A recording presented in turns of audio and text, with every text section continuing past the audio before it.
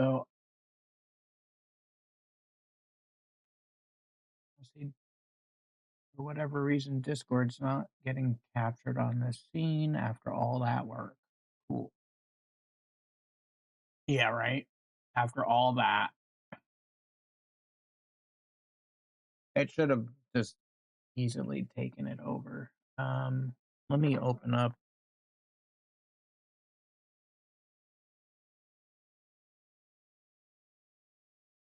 The stream is on, by the way, and I'm gonna get H4H capturing this in a second.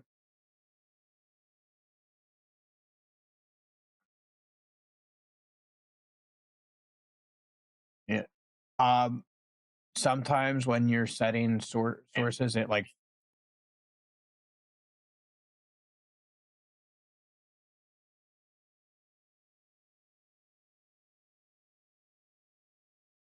yeah, that can if a moderator wants to fix it, sometimes setting sources will just force it into the wrong stuff.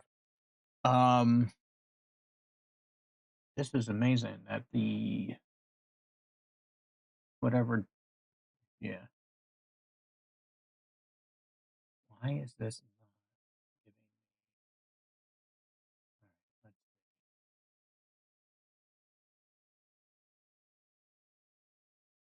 yeah, like I said, it sometimes forces it. I'll get it in a moment.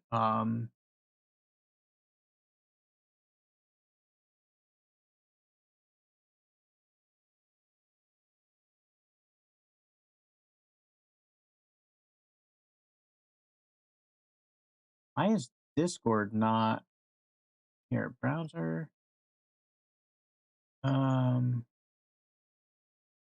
It captured last week, no problem. Craziness. Trying to make sure I can pull this into the mixer without breaking it all. Maybe here. Let's try this. Just let's call it Discord, I guess. This shouldn't. Discord, and then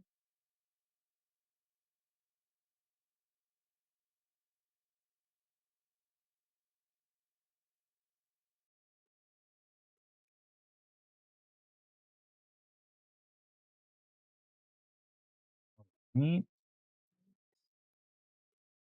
Not working.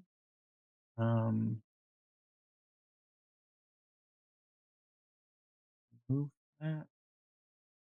Let's just add it here.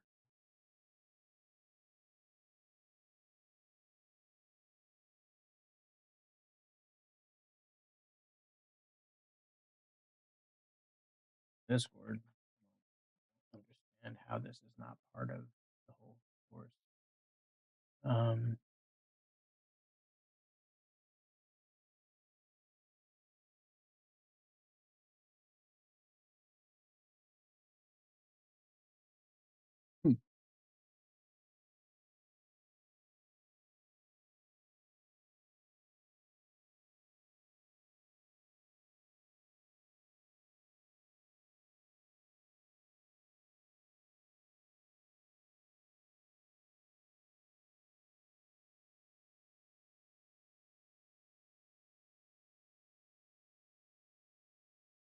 Yeah. Yep.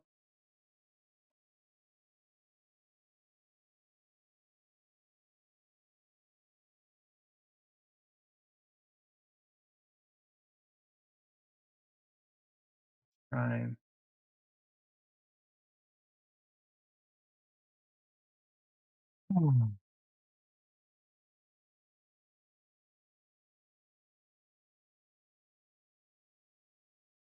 And not pull it all the way down. Oh my goodness. Cool. Pull this all the way down again. Can you say something?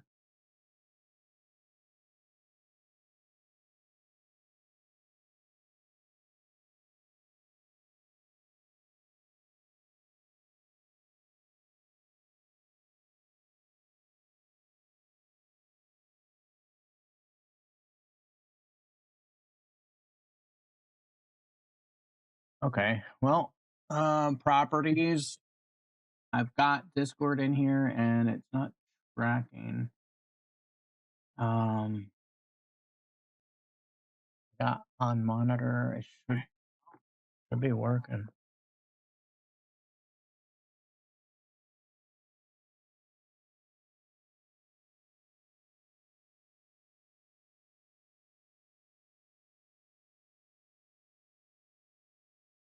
I'm trying to capture the audio for Discord into my audio mixer, and after I had done this entire scene, I it worked. Hold on, I got another idea. Hold on a second. Let me go over to this scene, figure out. Maybe it needs to just flip it on and off. Gonna look for it here. Now everyone should actually hear you here, but we're not gonna be in this scene. Right. So feel free to talk now. It should work. Is it working? Yeah, it should work in this one. So cable B Discord. I heard APB through it. Yeah. And I'm just looking to see why it's giving me issues on that. So cable B Discord, cable B input, monitor off. Yeah. Okay. And then let me look on this side of it too, because there's gonna. And let me look at that one on that property. Okay. I'm gonna go back here. Oh wait, you know what? Wait. Should just be able to copy it too. Let's see if no one, well, don't count on this, but no one should hear you guys, but give it a second. All right. Let's talk a little bit. Now they might hear you. Now they might hear you. I don't have, can you hear the laughing? Can you guys say something? I'm trying to get my models working for the Discord reactive. Yep. Yeah, we can definitely hear people through Discord on it now. Okay. So what I'm going to do is I'm going to let you guys introduce yourselves. I'm going to run upstairs and get H4H capture in everything. I'll see you just in a little. I'll see you guys in a little bit. I got my phone with me. Okay. All right, I will start off then. So I am DireDoom. I will be the DM for this adventure. This is our actual first session. The previous session was more of a session -1, session 0. And I will let all the various players introduce themselves. We'll start from left to right on Mike's screen there. So the first one up is Angrybabypolar. I knew you were going to say that, and I can't find my character sheet. Hang on one second. It's on Roll20, isn't it? Is that where you did it? No, it's on D&D Beyond. That's why I can't find it. Well, I'm AVP, but for this campaign, I am Fendira Wix. I am a cleric, and I am trying to log in to tell you a little bit more about myself and not twist my words. Where are my characters?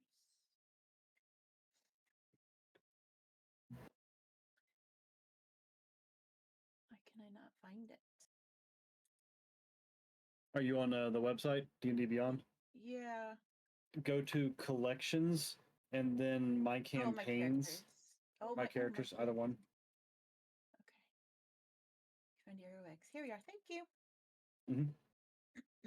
Okay. So, a little bit about me.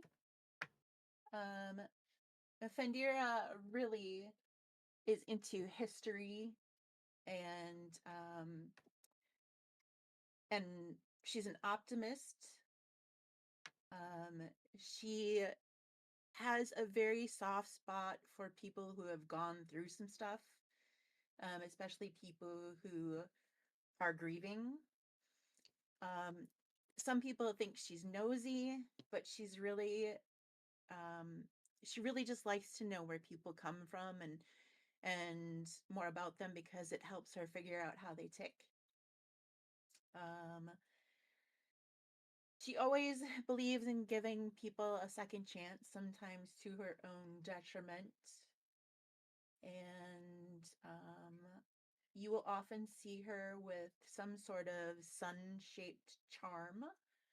It's kind of her thing. And she doesn't know how to say no when asked to do things. She always gives away too much of her time and energy. And if she can't help somebody as much as she might try, she feels guilty that she can't help them. And that's kind of her in a nutshell. Do you want me to talk about what she looks like? How else would you like me to? So just for everybody's awareness here, when you're introducing your character like this in your first session, rather than telling everybody what your personality quirks are, it's more beneficial if you describe what the character is. So, for example, you would describe that you're a dwarf. You would tell them how tall your character is. You would tell them the hair color and appearance, Okay. details, things like that. Gotcha. Well, I don't know if it's showing up, but I do have her as a little character, which should come up when I'm talking. But she's a dwarf. She's a hill dwarf. She's about 4'7" and a sturdy 143 pounds.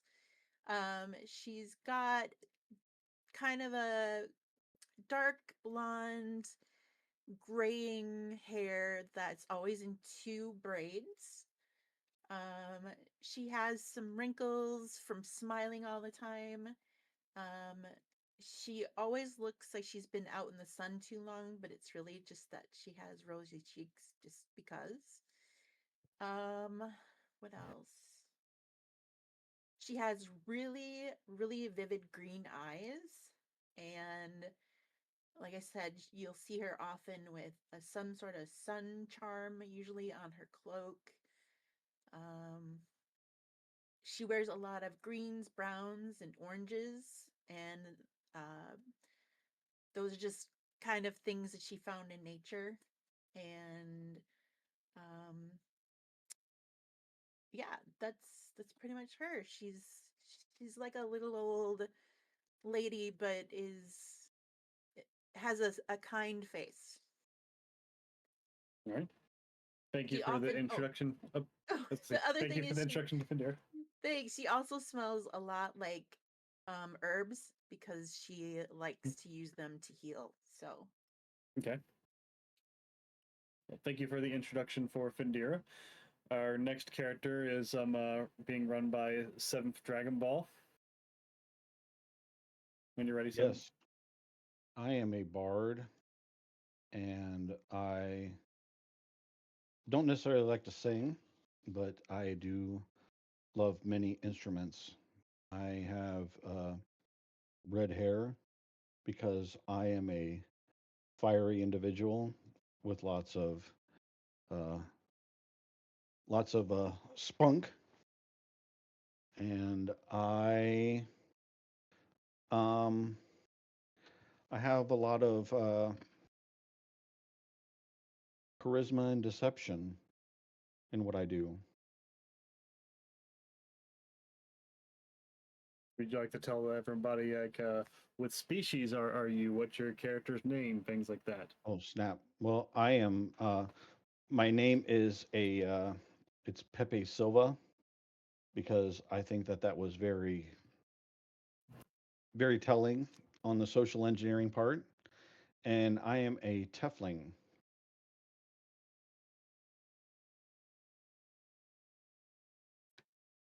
All right.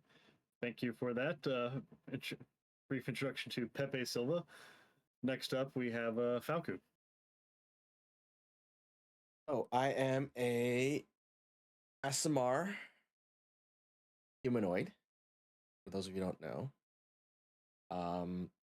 around 6 foot and dark hair, dark black hair, glowing eyes, as you can see in the picture. Right now, I go by L, and I'm a rogue. That's all you need to know for now. Thank you for those quick introductions. And just wanted to check to see if Mike has returned, see if he has anything before we jump into it. I'm Laughing over there. Yeah, I had to mute up because I was definitely cracking up a little bit about some of it. I love the introductions, guys. All right. Well, if you don't have anything to add there, Mike, we can jump straight into our session. I will add one thing. As we get into these sessions, there will be digital rewards through Stream Loots, but that'll be January 1st on. So through December, we're going to keep it very simple with Give Butter. And for today, the first donation that comes in through Give Butter will get to name no spoilers, so River Song spoilers, but you'll get the name essential part of the story coming forward, but we can't say. And then other than that, that would be it for anything to do with H4Hinc today. And it could be whatever you like, as long as it is like a TOS appropriate name. So if you want to get goofy with it, feel free. But that's it. That's it. Thank you for your patience with the gremlins, guys. All right. Thank you. So to kick us off here as a start, everybody's arriving on the edge of a village in the mountains named Mornfall. It's a snowy village as depicted on Mike's stream there. So the snow's coming down. It's really chilly, really cold, much like Canada for those of you that live up there in Canada. And everybody's coming here for a different purpose, but arriving close to each other. So Fendira is coming because she was sent here by the Church of Lathander. You'll have a missive and a writ on you, Fendira, that basically tells you that you're here to investigate the recent happenings here, people speaking of miracles, things like that. Pepe Silva is here because the church actually hired him to come with you as a kind of bard / scribe to record what's happening here. And L came along here because he felt a pull to come to this village. And so you're all arriving around the entrance around the same time, and that's where we shall begin. Wow. So when the best way for this to work is we'll go around to see what everybody's doing in each individual moment. Typically, actions are supposed to be within the next what they're doing in the next 6 seconds or so, but for the flow of the game, we're going to allow a little more leeway of that when it comes to non-combat stuff. Okay. Just as a helpful thing there.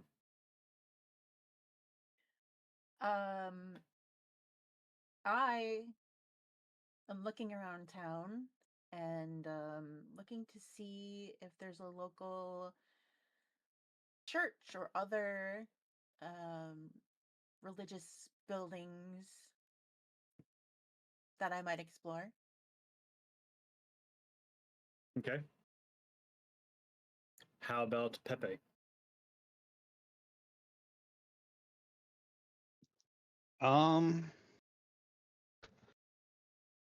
I am here, and I am coming in obviously it's been very cold outside.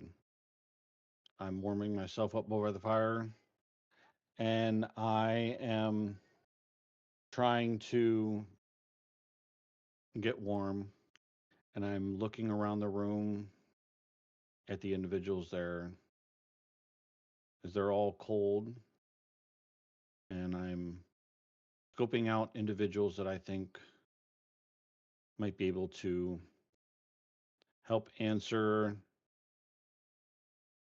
what is happening. I'm looking for individuals that may look like they have been extensively in the cold. I'm looking for individuals that have longer beards on them. They may stare longingly at their glass to see what's there. Um, I just want to. I'm not necessarily looking for the individuals that are enjoying themselves. I'm looking for individuals that are have maybe seen some things. Some individuals that may look like they want to talk to somebody, but don't have anybody with them. Okay. And how about L? See the church that is lit up with lanterns, and I am entering, hopefully, to find some warmth and maybe a hot meal. All right. So let's go down the line here to perform actions then. So Fendira was trying to spot the church first of all. So Fendira, we're going to need you to roll a perception check. So to do this, you're going to go to your character sheet, and you're going to, before we continue actually, if you go to our group chat, you'll see a link that I put in there for rolling dice. You can use that to roll dice, and please share it on your screen so that Mike can capture it for the stream. Okay. Let me move it over so that I'm not sharing the screens I don't want to share.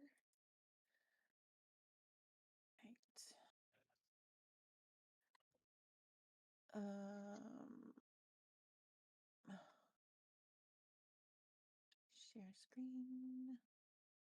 This one. Okay, and I'm rolling. Correct? Yep, you're going to roll a d20. So this one. Yep. Okay. And just hit go. You can, it's not actually going to roll, it's just going to flash, but yeah, you can hit go or you can hit roll, either one. Okay. So you rolled a 17. So we're going to look on your character sheet for perception. It's not part of your proficiency skills, but you do receive a +3 bonus on it regardless. So you roll a 20. Your overall roll is a 20. It's not a nat 20, but you roll a 20. So you're able to see the church. It's a smaller church compared to the one you used to work at and attended. So you see it a couple of rows over, and you can easily make your way there. Okay. Mm-hmm. And so that's what you're doing right now. And Pepe, where did you say you went? Was it a tavern? Yes. All right, so you're going to do the same. You're going to give us a d20 roll as well. D20 roll. All right, here we go. I can't see your screen. No? It's got a fail to start. Oh wait, hold on.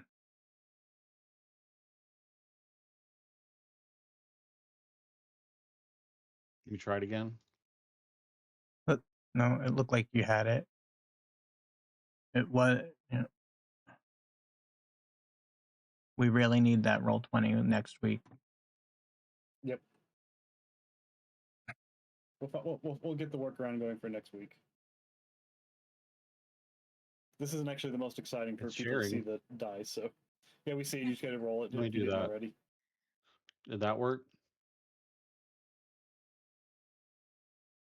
We see your screen on the thing now. You just got to roll the dice if you didn't already. Yeah, I did. All right, so you got the 18. I don't believe it. So You roll again. Give me do it again. I'll do it again.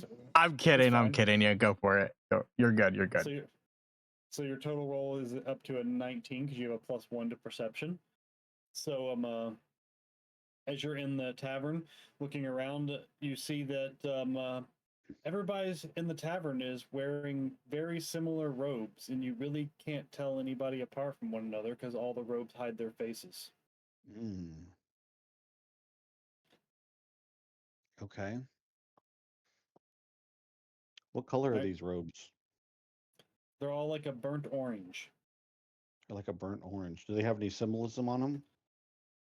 They do have symbols on them. If you want to identify the symbol, you're going to need to roll a religion check. All right. Let's do that. Right, so So you're is gonna, it it's another d20. another D20? All right. Oof. I got a 3. You see that there's symbols on the roll on the robes, but you're not exactly sure what they are. Okay. The only thing you can tell is that the symbols are on there and they're like a golden color. That's about all you can tell from them. Okay. Okay.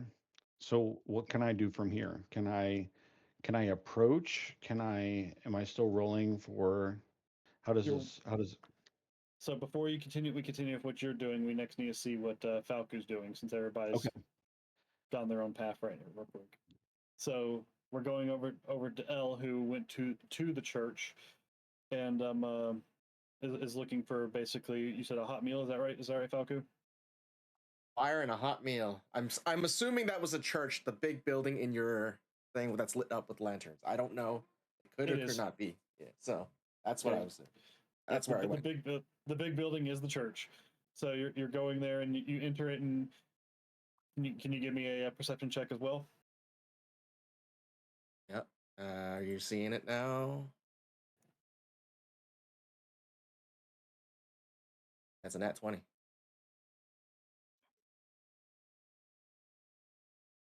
Okay.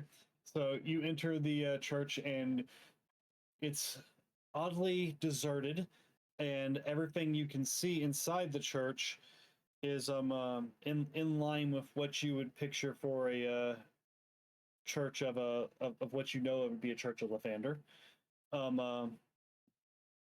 If you want to try to dive into the religious aspects of it more, you're going to need a religious check. But so far everything seems to be in line for what you would expect. I'm looking for the soup kitchen, man. Since you rolled nat 20, the room you're in at the entrance there seems just to be like a basic entrance, and there's a couple of doors off to the various sides. None of them are a real indicator to a kitchen, though. Shout out and say, hello, is there anybody here? It's a traveler. All right, so you queued up your next action, so let me get the other two. What's Fendira doing?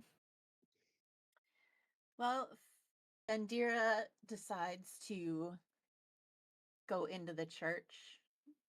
She feels that's where she needs to be. That's her home, so to speak. Okay. And Pepe, now you can decide what you want to do in the tavern.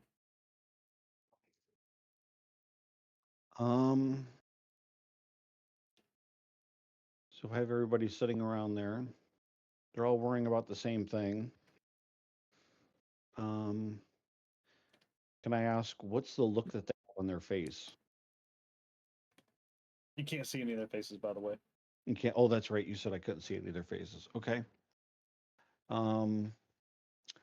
What's their demeanor? Are they happy? Are they sad? Are they just staring into their glasses?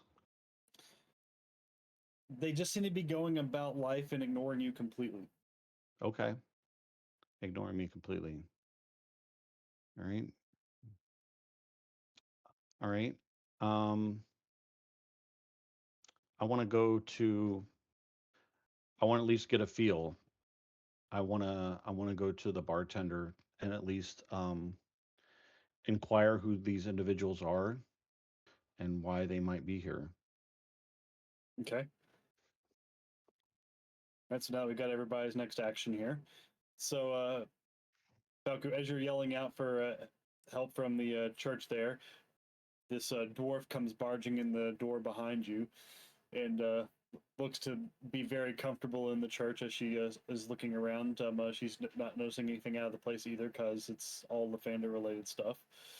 And Fendira, you're now encountering Elle in the entrance to the church there. As far as your shouting goes, Falco, nobody seems to respond to you. And over in the tavern with Pepe, he's approaching the barkeep and asking him about the information he just asked. And the barkeep's not looking up from his hood and just calmly says to him, "Go to the church. They will tell you everything." Mm. Hmm.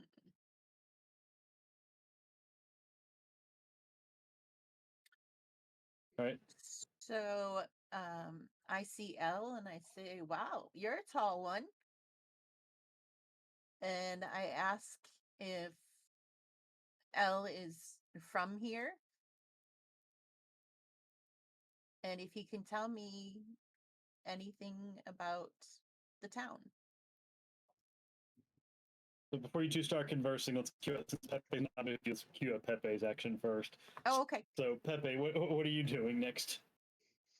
Like I said, I already know that all these people are here dressed up the same. Mhm. I want to talk to the bartender. I want to ask who these people are, not necessarily in a aggressive manner, more of a just nonchalantly why all of these people with the same outfits and stuff are here.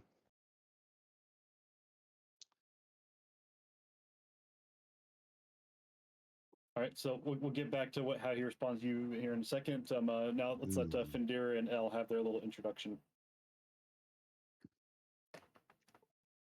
So Since she Elle, spoke to Fendira me, just said I what she guess. said. Yep.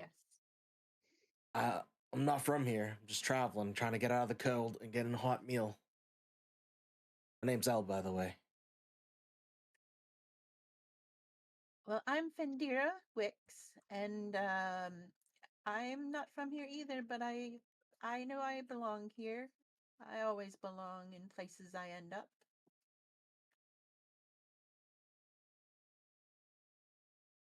And back in the bar to Pepe, the bartender just tells you real calmly that these are all the local villagers, but if you go to the church, they will tell you more. Okay. All right. Well then, without further questioning, I will move towards the church to inquire further on what exactly is going on. Okay. Back to Elle.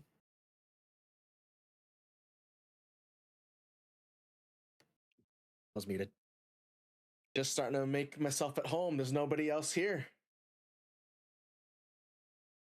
All right. And over to Fendira. Have you looked around the building at all?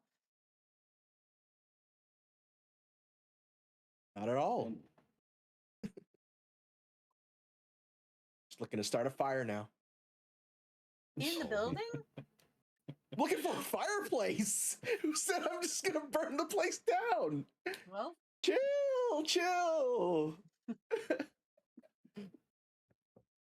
Pepe, this is about the time you'll come through the door.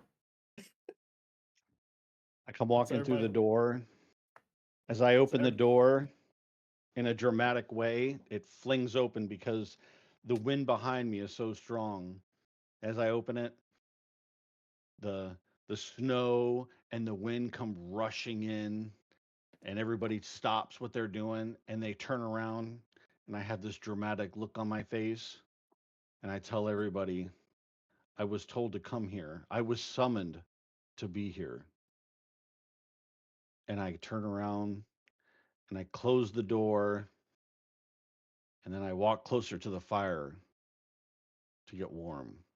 And I look at everybody else and I say, I see I'm not the only one that was asked to be here. What Step are you one there, guys Pepe. doing here? Roll perception to make sure there is a fire. All right, let's see if there's a. Oh, there might not be a fire. Come on, we're in a church. All right, here we go. I gotta see. I gotta see this. We got a fire. They got an 18. There's not a fire. Oh, There's not even a fireplace in the room you're in. well, so much for rolling for a fire. All right. Well, I'm standing next to the candle that they have sitting over there on the mantle. On the trying to warm my grubby hands on the little candle that they have there on the altar. Oh my gosh.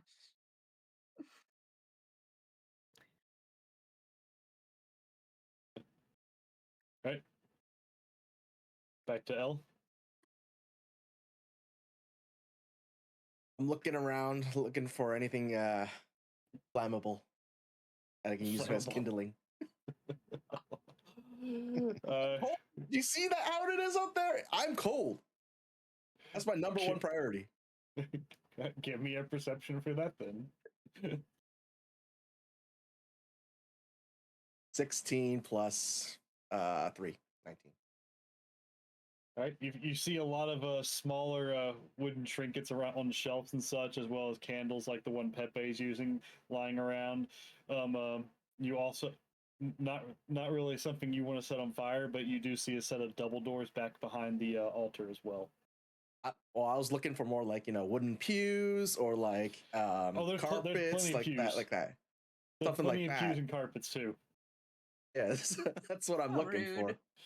If you want to go that size, there's plenty of stuff. I mean, you're going Little that size, tiny you can literally carpet. burn the whole church down if you wanted to. Oh, it's wooden church? Oh shit. Don't swear in the church. We're about to get real warm in here.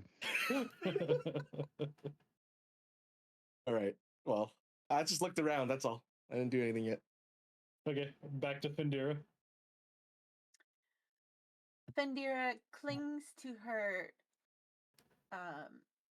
sun-shaped charm on her cloak and closes her eyes and lifts up her head as if she's trying to listen for something. All right, let's see. It would be an appropriate check. Let's go with. Let's go to an insight check. So you're going to roll a d20. Okay. Are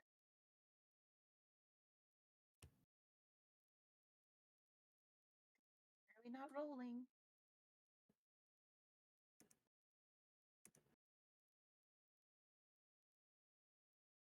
Try a refresh at the top left, maybe. Okay. Oh, now it's rolling. Hang on. It's You're just very thinking about it. slow. It's a 16. Right, and your insight is +5, so your score is 21. And as you're trying to find guidance there, you could say, something feels off. It's like something's not right.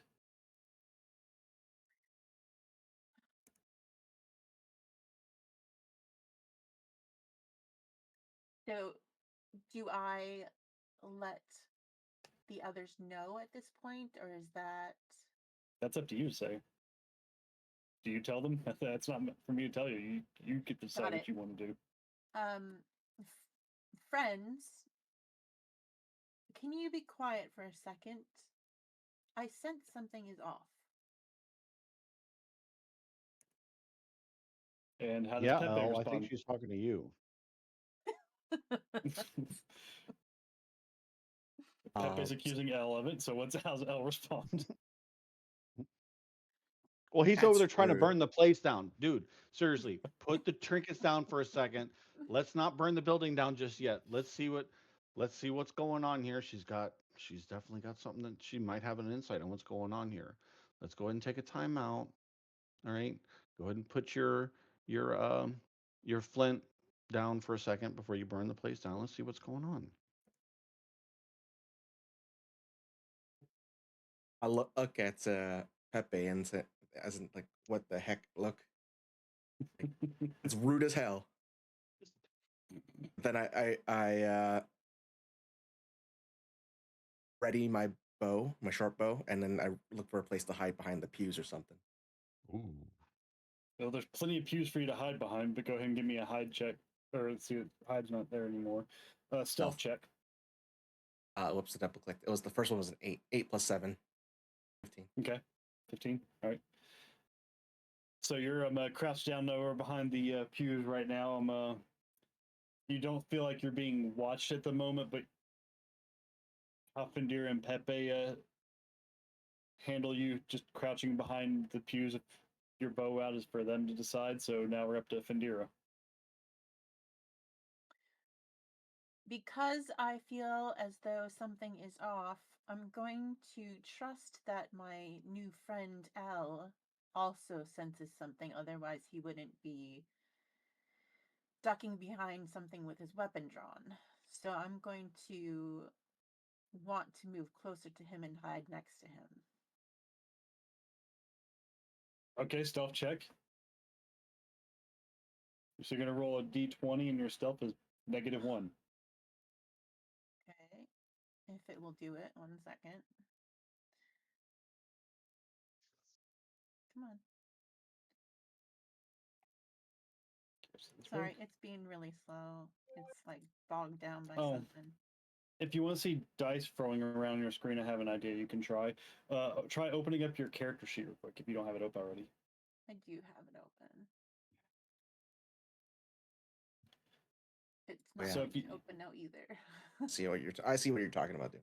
Okay. Yeah, if you click the squares, it should roll the dice across it. Okay. Can I do that and share that screen instead? Yes. Okay, let me do that. No, I'm gonna use. Okay, so stealth. Yes, stealth. So you're going to scroll down and find stealth there in the skill list, and you're going to click the square on the right of it, and that should roll your show a dice throw. There you go. We should have been using this all along. Yeah, I just this is so much nicer to look at. Yeah, can we do that, guys? I hate to interject, but let's do that, please. So Fendira rolled an awesome 1 on her stealth check. So Elle's over there, like, sort of hiding behind the pews, and this dwarf cleric just, like, crouches down next to him, not stealthy at all. Thump. Yeah. Trips over herself. All right, how's Pepe responding to these two?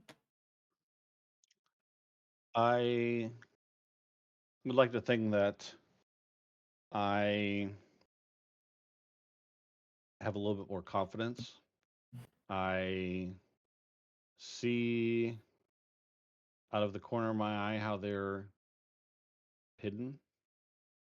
And so listening to her fear that she's feeling something, I look up at the large effigy that's within this church, and I feel the need to give a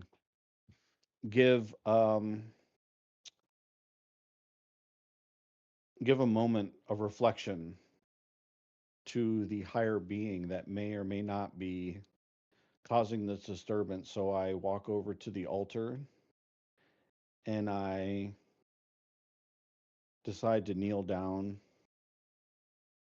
and I close my eyes and I concentrate on the essence that's around us to find out what is causing this disturbance. Okay, so you're going to give a religion check. Religion check. Oh. Am I just doing the 20? If you have your character sheet open like we were talking, you can use that. I do. Which one is that? I don't see religion. It's in the list of skills in the middle, the tall column. Religion. Oh, I see. Oh, look at that. -1. Perfect. Okay. So you'll click the square where it says -1, and that'll roll for you. I have a 5. So you feel like you're just praying in a church. You don't feel an answer. Sweet. Okay. And now we're back to L.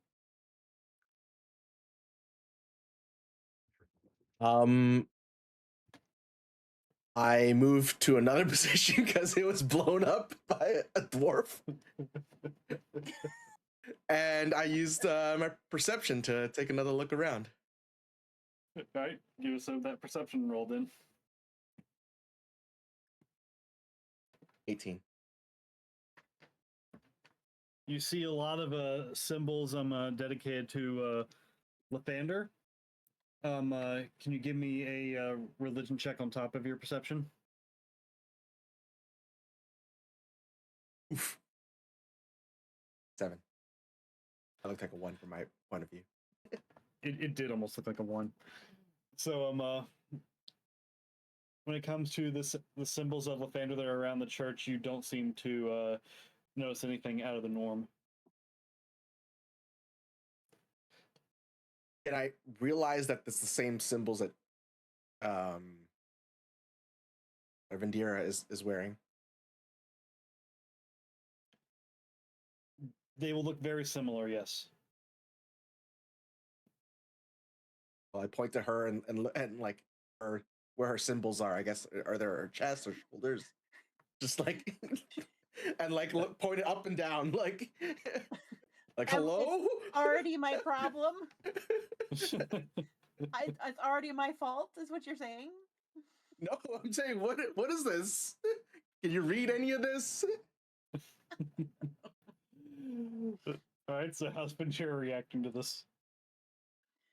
I look to where he's pointing and I realize that he sees the connection, and I can only tell him that I know the history. There's a history between me and the people who use the symbol.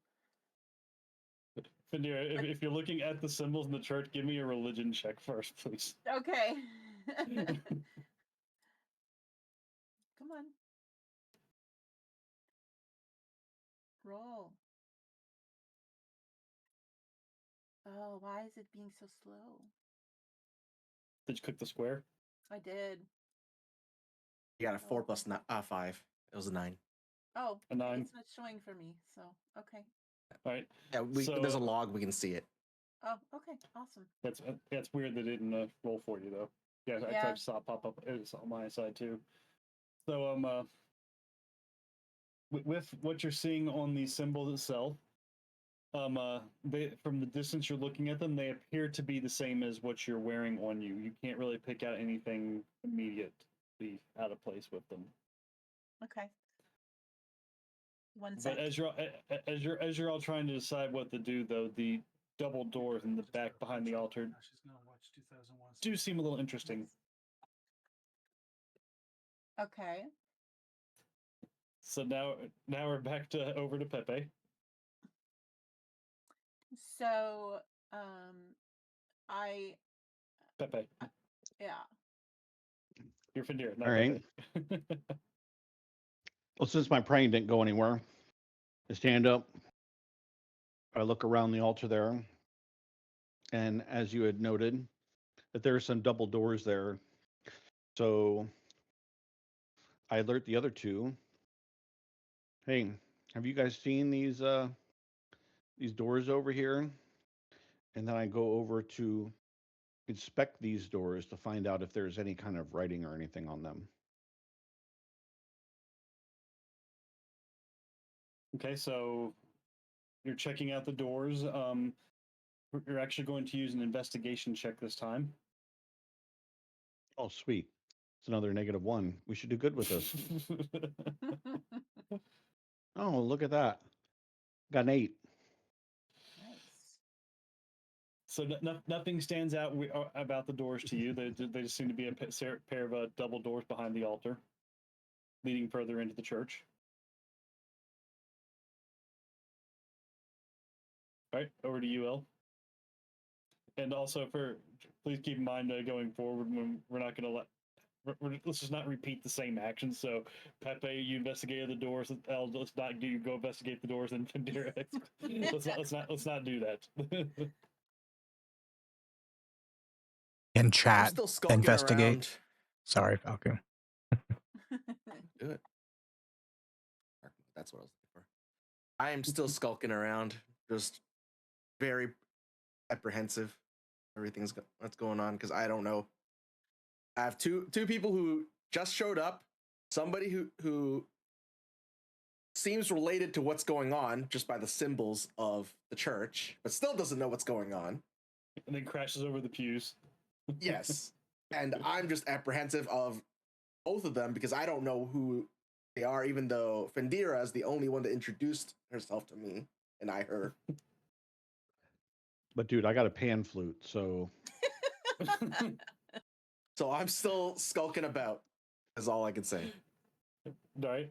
How about Fendira? I look at my sun-shaped charm, and I'm holding it, and I believe that I am feeling it vibrate in my hand. Okay. As if it's trying to talk to something else in the room. You feel a pull to the double doors in the back behind the altar. Oh, gee, am I going to inspect them? So let's not all go investigate the doors now. You crash through the doors. You in the pews. All right, so Fendira's holding her charm and getting talked to by her god right now. What's Pepe doing while all this is going on?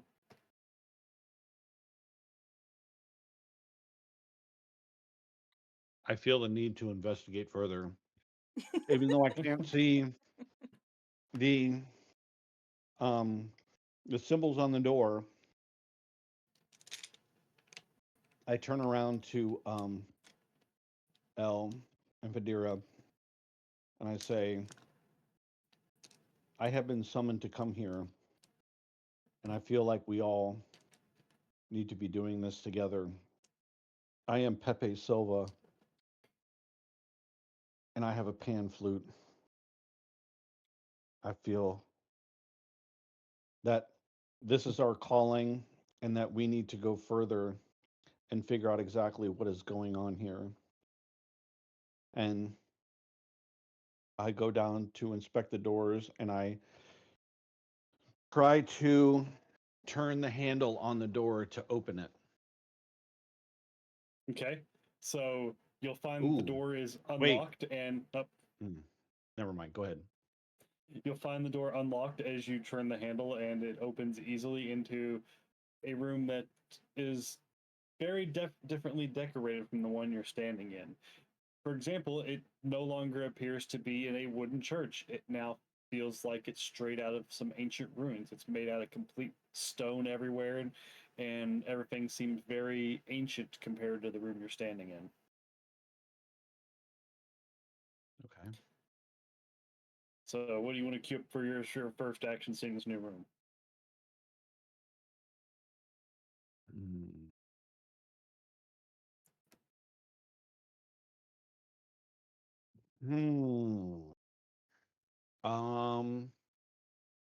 I'm looking at something that I can actually roll that would actually benefit somewhere. Can I roll? Can I roll? Can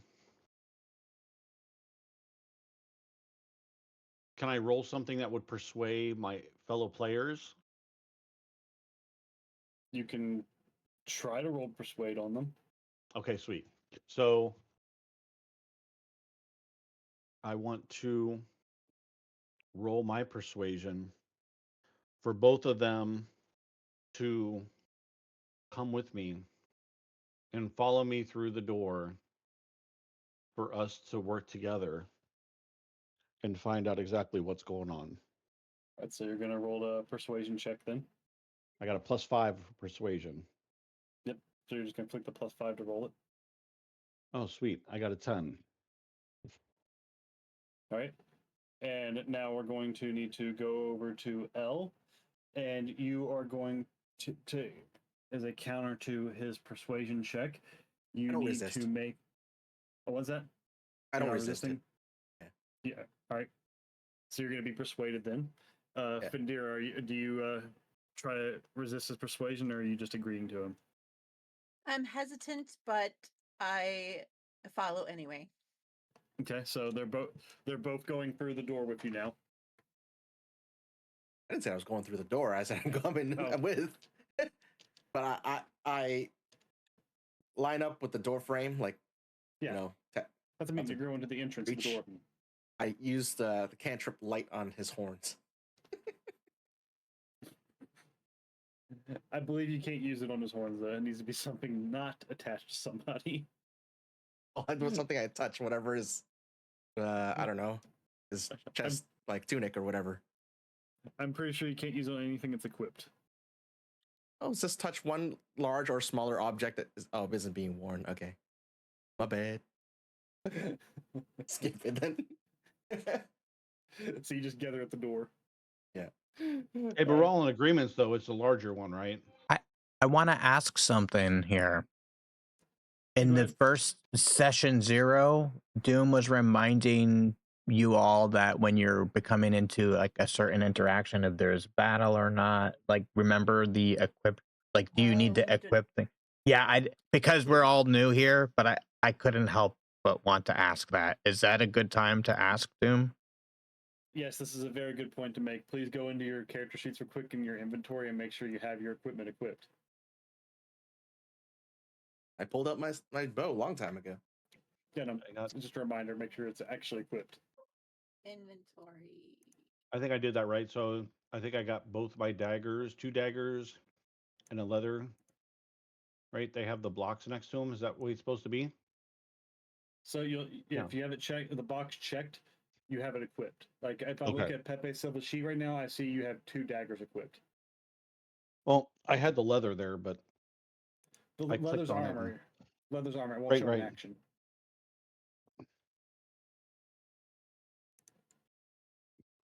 Let's see. So this whole time I've been walking around with a bunch of 2 knives in my hands. Well, we're gonna let touch that the fly door as instead. Light the door. You light the door. I'm very persuasive with knives in my hands. I'm kidding. Okay, you're just kidding. I'm like set up on the door like a tactical breach almost. Okay. Right. So L's gathered over next to Pepe like he's about to charge into the room with like a SWAT team behind him. What's Fendira doing?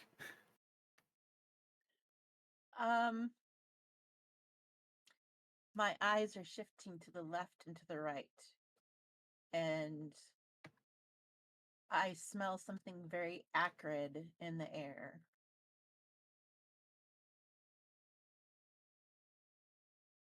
Okay. So you're sniffing the air. Yes, exactly. All right. And so you just figure out what you smell. We're going to need. Yeah.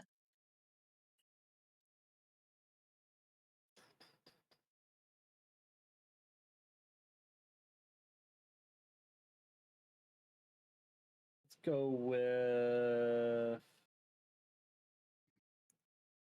this one. We're gonna go with survival. Oh, that's not good. Hey, a 12. A 12. Ooh, very nice. 15. She has a +3. So total 15. So with the total of a 15, You don't pick out any acrid smells as you described, but you do sniff something like fire in the next room, but you don't see any fires. Okay.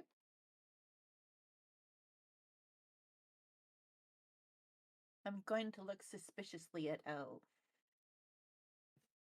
I would too. So Pepe and Fendira and Pepe are both looking suspiciously at Elle. Yes. So how does Elle react to this? Again, I go like the WTF, like the tiefling here. I'm going full, like racial on this one. I'm looking at tiefling, like what? You're the one who was talking about burning down the church because you were cold. I was looking for a place to light. I've never said lighting down a church. Hey, listen, this could have been a fire you started. We just don't know yet. Exactly my point. She saw me walk in here and she caught me. Like, what do you mean?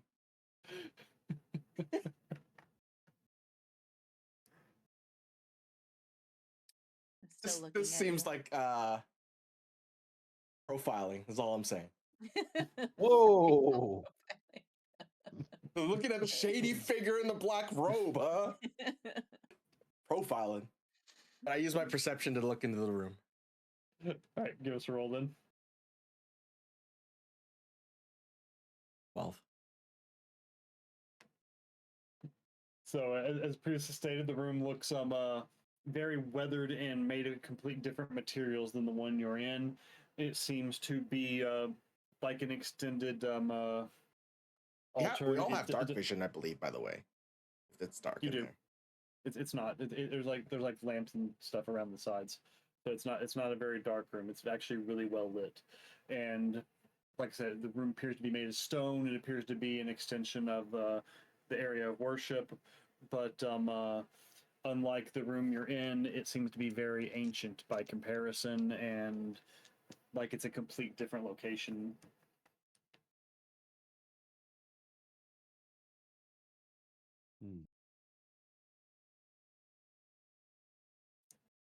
That's what Elle can see from where y'all are at.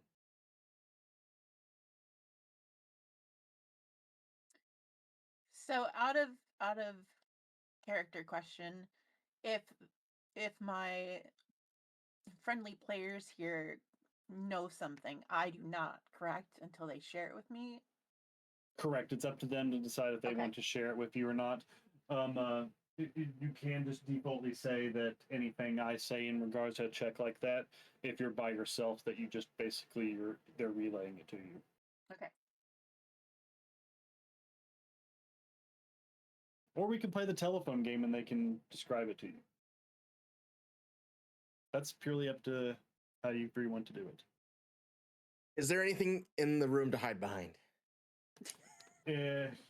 Why is he always wanting to hide behind stuff? It's a very open room that you see a couple of standing like candle holders in the corners. There's another altar against the far wall, completely made of stone as well, and doesn't seem like I'd have to cross furniture. the room to hide behind the altar. So no. Right, doesn't seem like there's any furniture in the room. Oh, dude, I got this.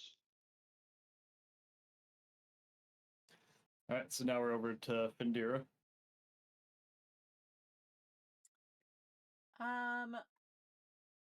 So you described this room, right? Is it in the shape of a circle? Did you tell us what the shape was? I did not. Elle would see that it's a big it's not too big. It's about a medium-sized square room. Okay. Give me the square footage. I'm kidding. And the altar is there's an altar, correct? Is that what you said? Yes, there's an altar on the far wall. Far wall. Okay.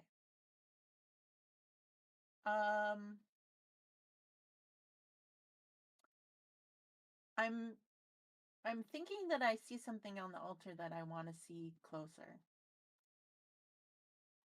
Okay, so you're stepping into the room and going over to it? Yes. Okay, so you're able to cross the distance in a single turn and look at it. So What are you looking for? Anything in particular, or are you just examining what's on it? Not looking for anything in particular, but it looks like there's something shiny, and I'm drawn to shiny objects. There is definitely something shiny on it. So you're going over to check that. While she's picking up and checking out the shiny object, Pepe, what are you doing? I was going to do the same exact thing. I was going to roll for my stealth to keep a low profile because I am very unfamiliar with this room and I have no idea if there's anything that's going on here. So I was going to move down the center of the room, watching my step and looking around as I move closer towards the altar to find out what it is that's shining there. Okay, so you wanted to roll stealth, so go ahead and do that.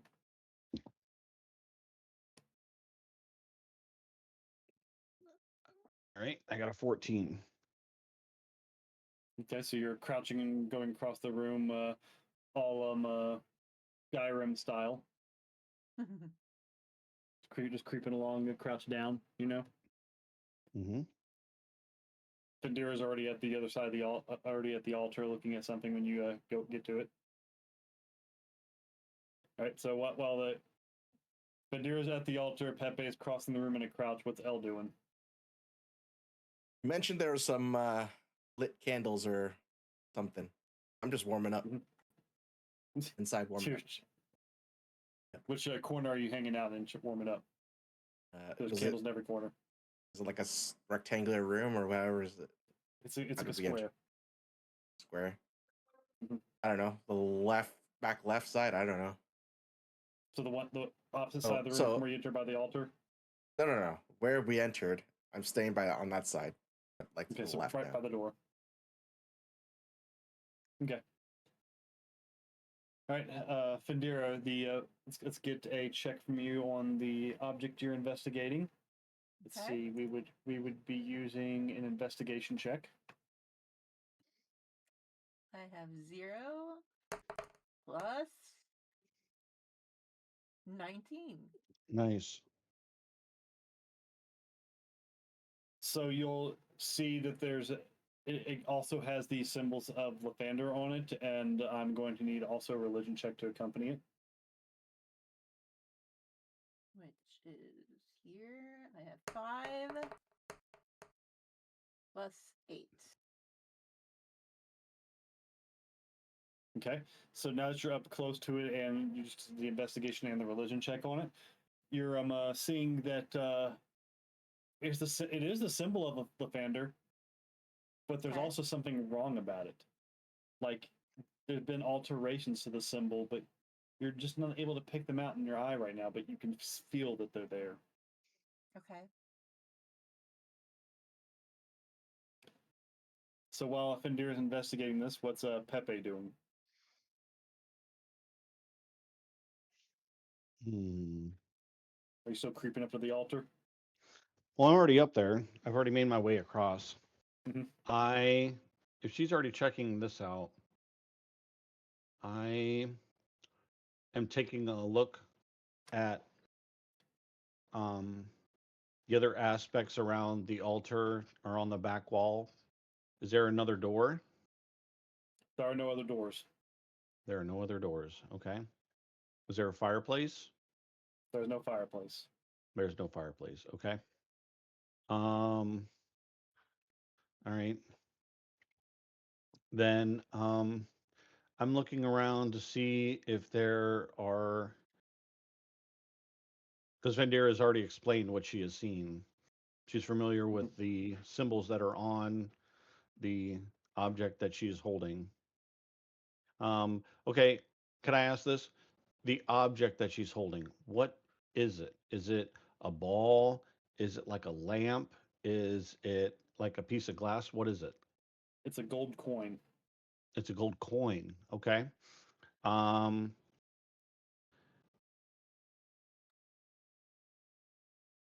gold coin. Okay. I guess I'm looking around. A gold coin. I guess I'm inspecting the interior walls to see if there's anything that would accompany this golden coin, or looking for the symbols that may associate with what is on the coin on the walls. Does that make sense? It does. So we've already done enough persuasion checks that I'm not going to have you re-roll for it. You'll see the symbols repeated in the room. You'll see one on a banner behind the altar, as well as a banner on each side of the room, but about halfway down each side.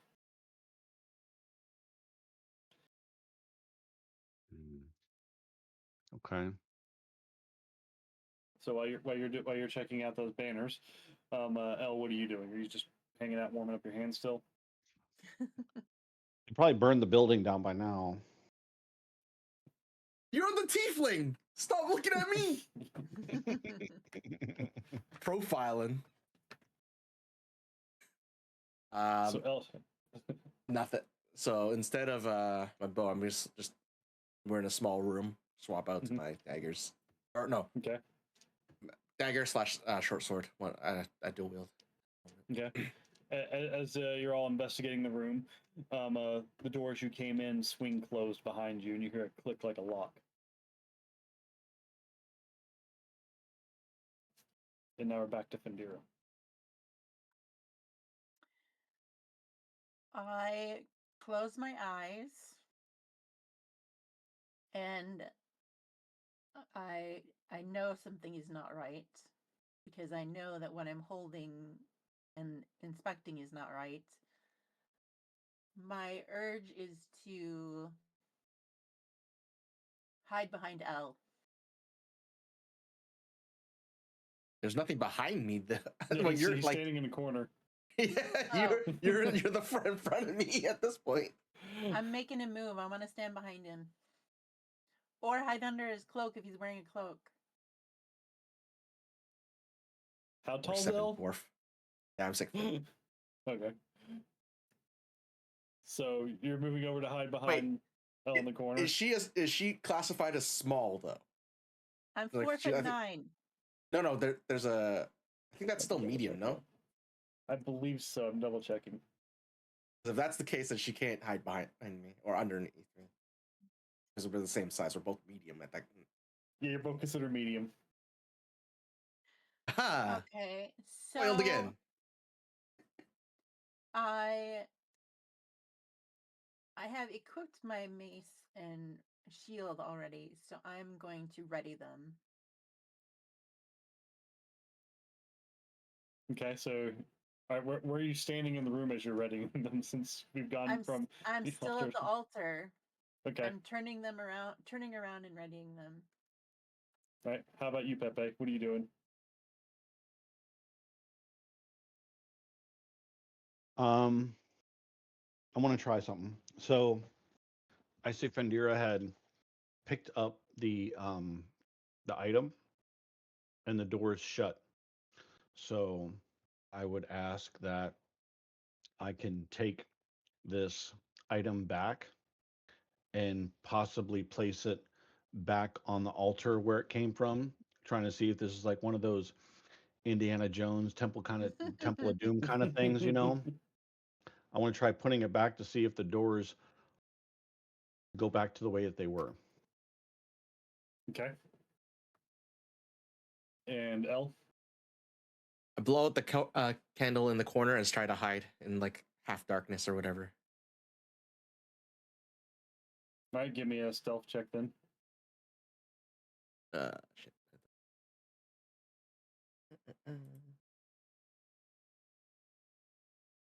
And damn it. 10. Okay. All right, as you put the coin back on the altar,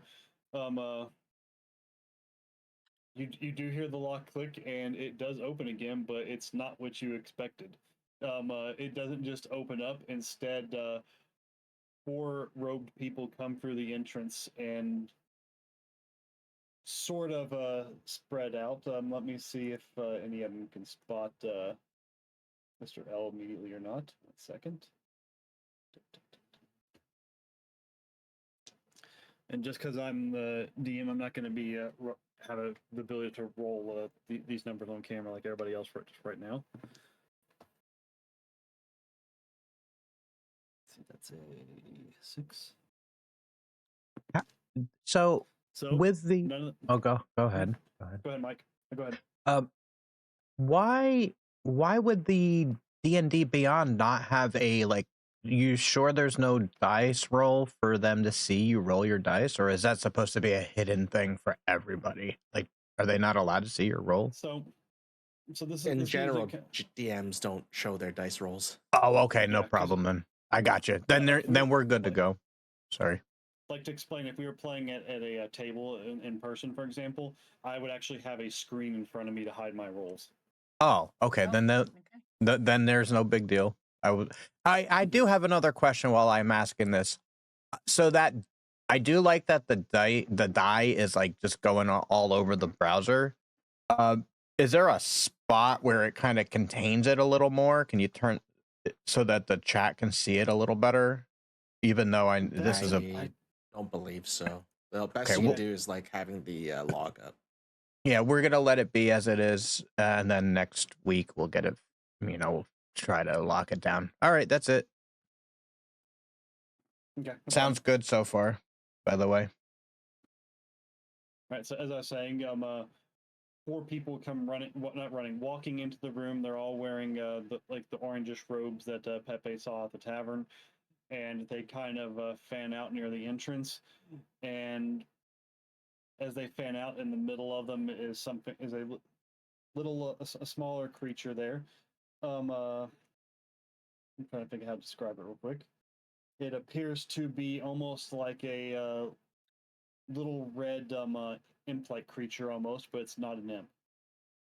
It's got a real pointed head, and its mouth seems to glow red, like it's fiery. These beings in the robes? Is that what you're saying? Yeah, there's 4 people in the robe, and there's one of these creatures in the middle. Okay, got it. So as they fan out in the room, Fendira, how do you react? Oh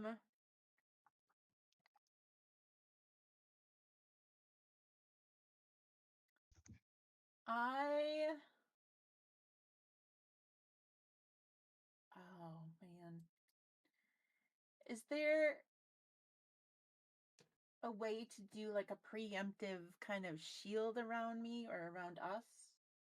Yeah, you can do whatever you want. If you have a spell, you can cast a spell that does that. Try talking first. I don't want to. Okay, we're just murdering it down. No, I just want to pretend. I want to protect us. What are you protecting from, though? Speech is also a free action, by the way. Yes, you're not in combat. Even if you were, you can still use free action as speech. Yes. Okay.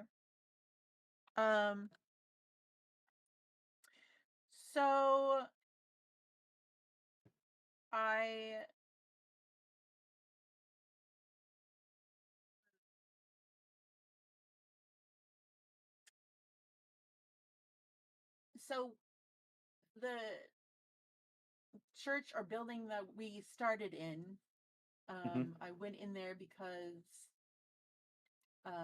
we have the same faith. It's kind of the God I worship as well. So I begin to pray some sort of prayer that would normally be said in a true church of this type. Okay. So you're saying a prayer to Lathander? Yes. Okay. So Fendira's praying. What's Pepe doing? Oh man. So there's a little red person with a pointed head, right? In a manner of speaking, yes. Okay. All right. So,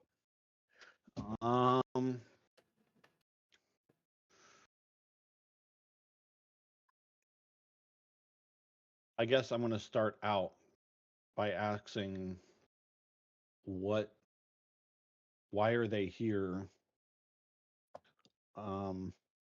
Yeah, just nonchalantly just asking, why are they here?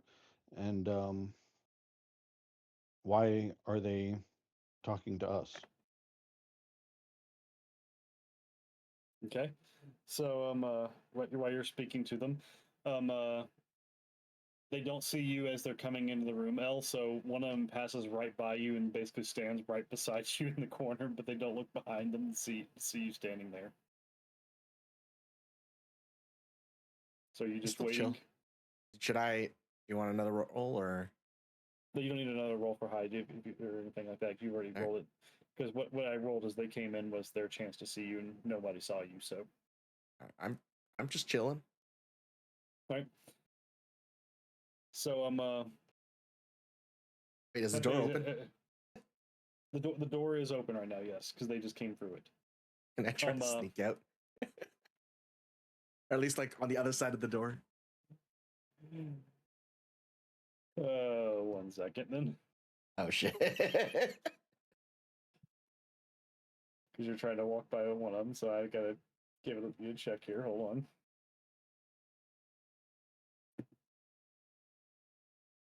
And you try to sneak out, and the little red thing turns its head towards you and gives a snort. And as it's snorting at you, the one nearest orange robed figure holds his hand out, like motioning you to stop, but doesn't say anything to you. Nah, I'm still going. They see me, man. I'm still going to the other side of the door. He steps in front of you to keep you from leaving. And while he's doing this, the one that's opposite side of the room speaks to respond to Pepe's questioning. And who did we just lose in Discord? Okay, Wisp. I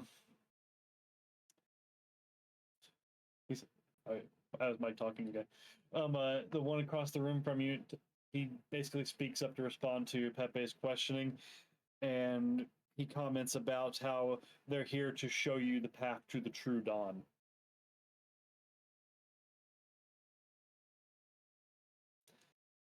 So now we're back to Fendira, and Fendira, those words should be extremely alarming to you because that is not the path of Lathander.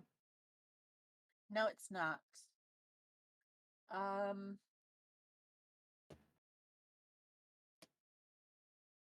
do I want to do?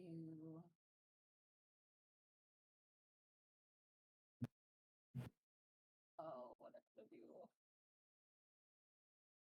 I'm going to call him out. I'm going to say, you are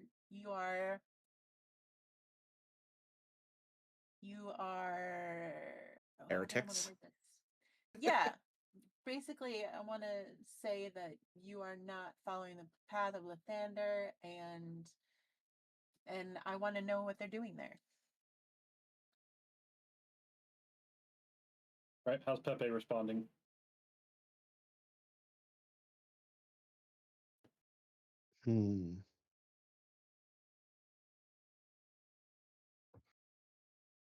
Well, she calls them out. Mm-hmm.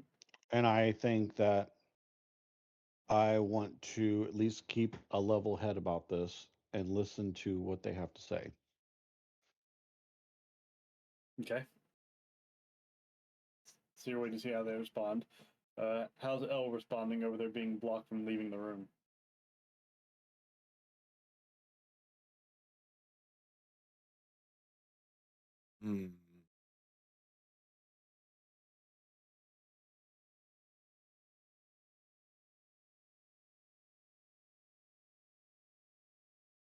You're muted for speaking, by the way. No, I'm trying to think. Okay.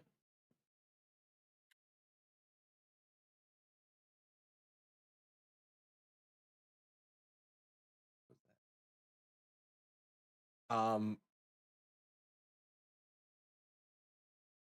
point at the tiefling. He did it.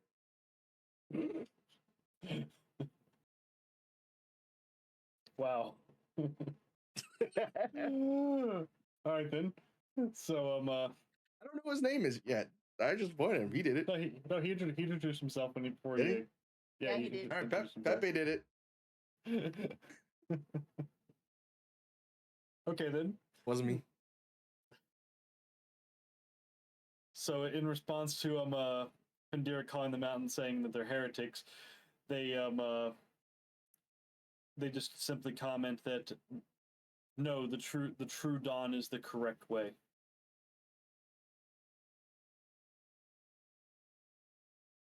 So how does That's all they Fendira say. react? That's all they say. They're saying it in unison, by the way. Very creepy like. Well, Okay. Are they chanting this, or are they just saying it once? They say it in unison at once. They don't chant it. can I interject here? Hey, go ahead. I look at Fendira and give her the eye. We do this? So how's Fendira reacting to both L's, Mark, and they're talking in unison? She holds up a hand to L as if to tell him to wait a moment. Because what they said is close to what she's heard before somewhere else.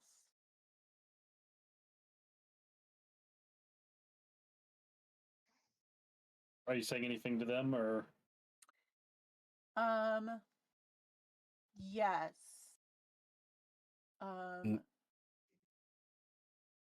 So what did they say again? The dawn, the true dawn. The true dawn. The true dawn is the, or you're getting me tongue-tied confused now. Sorry. They're saying that the true dawn is the correct path. True dawn is the correct path. In that case, I disengage and then run behind the altar. I thought the altar was up against a wall. Or it is. Whatever, by you guys anyway. Okay. Now who's the coward? So I say to them,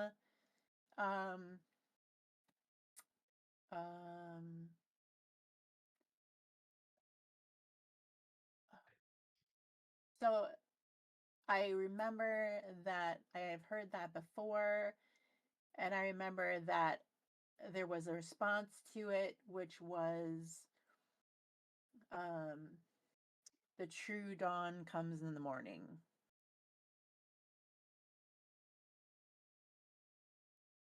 Okay. What's Pepe doing? Man, I'm confused. I mean, you are. You try to leave? Do you want to try to talk your way out of this, or what do you want to do? I don't think there's really any way for us to talk out of it. They've already discussed what it is that they're saying. Well, do you want to go with them? Hold on. You know what? Hold up. Or do you want to start? So let me wait. There was nothing implying that we were going with them, right? That's what the No. Well, they said they'll show you the way or whatever. So do you want to go with them? Is what I'm saying. Wait, did Or do they you say wanna that fight they were your going to way show out? us the way, or did they just No. say that? They just. I'm pretty sure said- they did. Said is the true way. Yeah, they said they will show you the true dawn. They will show us the true dawn. Okay. Um.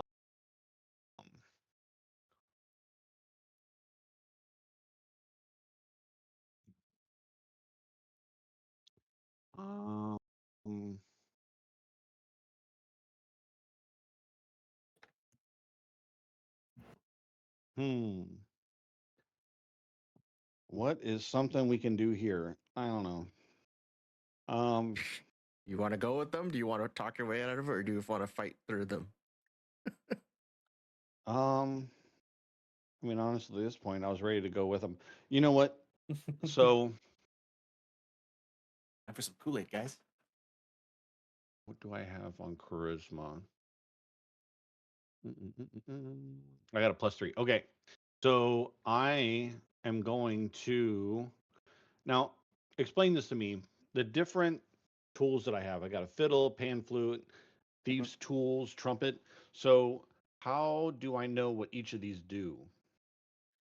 So they're all different things. So, for example, the instruments are just things you would use to play different songs and stuff for your performance skills, which you can use to basically, if you were not standing in a room by a corner by all these people, you could use it to make a distraction, as an example, or you could use it to play in like a tavern to earn money. And Is that under my spells? No, it's not. It's not a spell. It's a skill. It's called performance. Hmm. And your feast tools, for example, would be used to try to like pick locks, Disarm traps. and disarm traps, things like that. What's it under that I can see it? It's in your skills. It's in the middle column. Thieves' tools would typically be sleight of hand. Yeah. Your feast tools would be sleight of hand. Your instruments would be performance. I gotcha. All right, so we're having fun with this. So, how do I utilize my spells? So your spells. Let me pull up your list right now. Spells that you have. Also depends on what you're doing. That might initiate combat. So so your spells. You have 2 spells. Poison spray and excuse me. Bless you. And thaumaturgy. Yep. So to use those, poison spray is essentially you would spray like a toxic mist from your hands, and it would go to cover an area of 30 feet in the cone. And and everything you hit with it would have to check to see if it gets hit first, and if it does, it would then take poison damage. Yeah, I'm not doing that one. And thaumaturgy, your other spell that you know, is a cantrip, so you can basically use it at will. Basically, you manifest a thing at whatever you want within the distance, which is 30 feet, and you can do things like alter the appearance of your eyes, make your voice louder than normal, cause fire to flicker, brighten, or dim. Right. Yep. That's what I was going to do. So I'm going to use that spell. Right. I'm looking at them. I'm looking at them all talking to me. I mean, we got L and the Fendira. Everybody's a little on edge, right? So I'm stepping up here. I'm going to use my fire play. So I'm going to tell them that I'm going to follow them. And as I use this, I'm going to use the fire play, and it's going to make the flames of the candles in the room turn into these fiery infernos. And I let them know that if they betray us or lead us down the wrong path, that there will be hell to pay. In that case, I'm going to need an intimidation check. Intimidation check. What do we got here? I got a +3. Here we go. 13. All right, and let me get their counters. So our first guy has that. All right.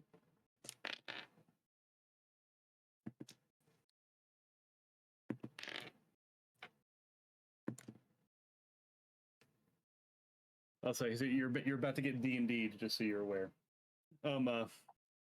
D&D, what's that? You're about to find out. You're about to find out.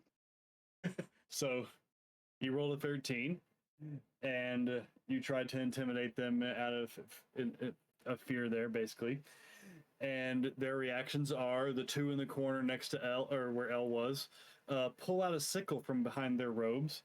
The fiery creature in the middle there, he seems to have some fires come out of his claws on his hands, which come out to actually be claws rather than hands. And the other one near him also pulls out a sickle, and the last one in the corner that was by itself that was speaking does not move at all.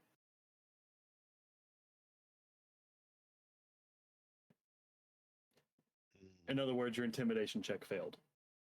I'm assuming we're about to roll initiative.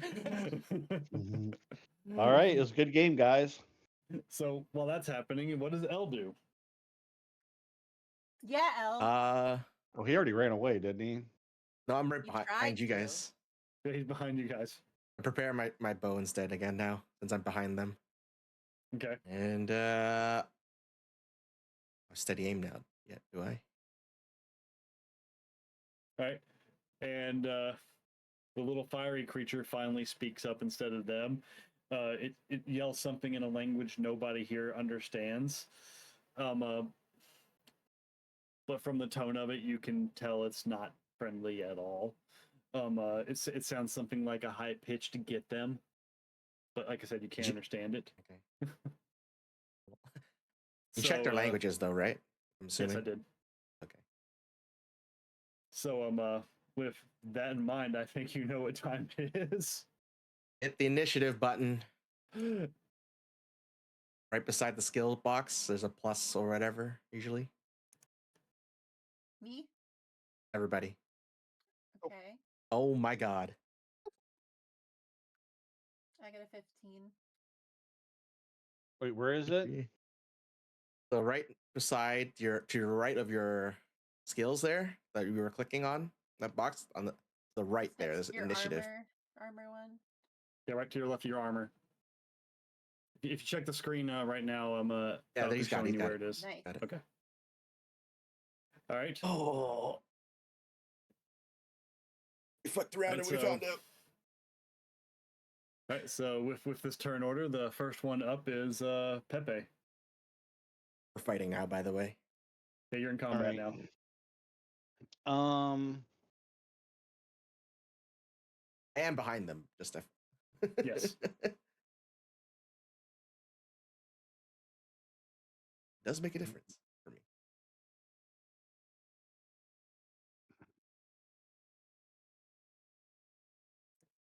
I still give them the goop. I'm looking at that poison spray. I'm not sure if I want to do that or if I want to just try stabbing them. I mean, there's a lot of them.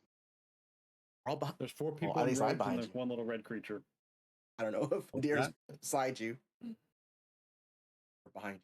Like, would it be caught in the cone? Is what I mean.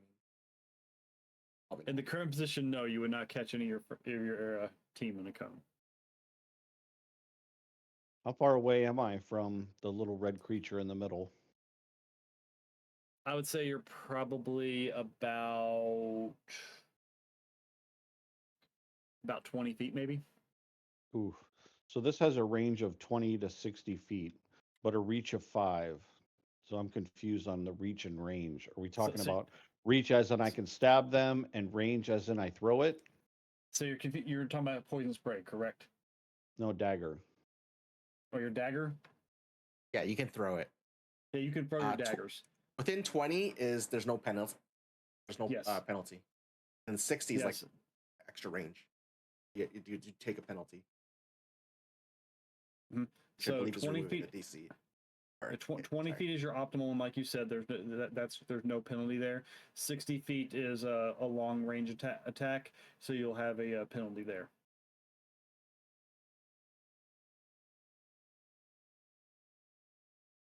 So and the reach the reach of 5 feet basically is melee range, because melee range is 5 feet. So let me see. My daggers are +4, 1d4 +2. And my poison spray is +5. So let me explain a little bit about combat for you here so you can understand it. So where you see like your dagger, you have the hit DC +4. So what that means is that when you go to attack something in melee or throwing actually, you're going to walk up and you're going to roll the hit to see if you hit them first. And that's going to roll your number there, and then I'm going to compare that against their armor class. If you beat their armor class, you're going to hit them. And when you hit them, you're then going to roll the damage to see how much you hit them for.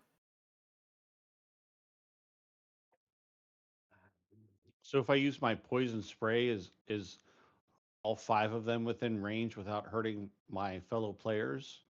At the moment, yes. Okay. All right, let's do it. Let's do the poison spray. Put your gas mask on, everybody. Gas, gas, gas. Here we go. So I got to hit it. You got to hit the hit for poison spray then. Oh, well, that sucks. 12. All right, let me check their armor, their DCs. Sorry, guys. 1 second. Collect my body up when you guys leave, if you would, please. Thank you. Press your damage button. Press my damage button. Oh, yeah, I guess I should do that. Oh, that's even worse. He spread 4 damage.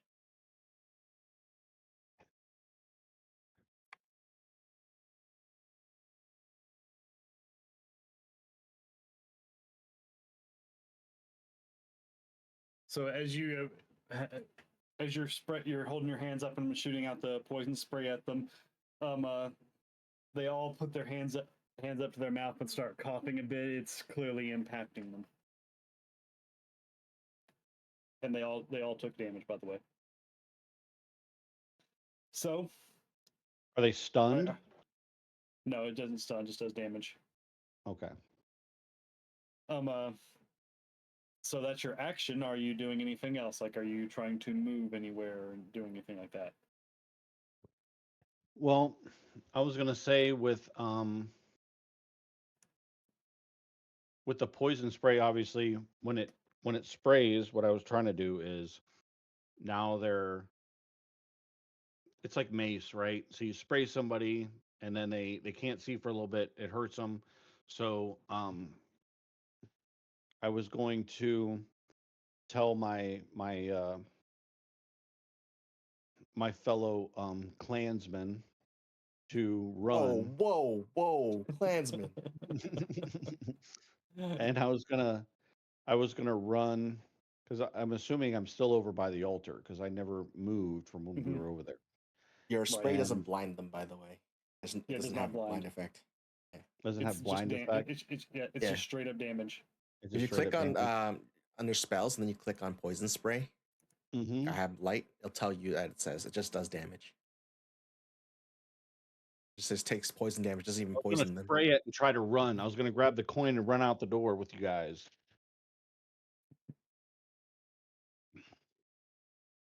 Yeah, it doesn't do anything like that. It's just straight up damage. It's Yep. straight up damage. Okay. I'm By gonna. the way, don't run past them. That provokes opportunity attacks. Yeah, I'm gonna pass it on to L to see what's happening next. I've already Just caused end your enough turn. damage. Yeah. So you're ending your turn. All right. Yeah. So next up is the one that is in the corner that L was standing in. So that person's going to walk forward towards you, and they're going to basically swing their sickle at the nearest person, which I believe would be you, Pepe. Sweet. So get their stats up. What's your armor class? Beside your initiative button. 13. No. Beside the initiative button, this is armor class 13. Yeah, this is 13. I heard rolls. Yeah, 13. That's okay. So he's got to beat a 13. Yeah. Okay, you can see it. Yeah, I can see it. So this first person, they walk up and they swing their sickle. They must have stumbled as they come forward because they swing and it goes down straight to your left and misses you. The second one, which is the person to move, is the one right next to them, and they're doing the same thing. And they don't stumble. In fact, their sickle goes straight into your shoulder. Nice. Let's see what they do to you. I need this die.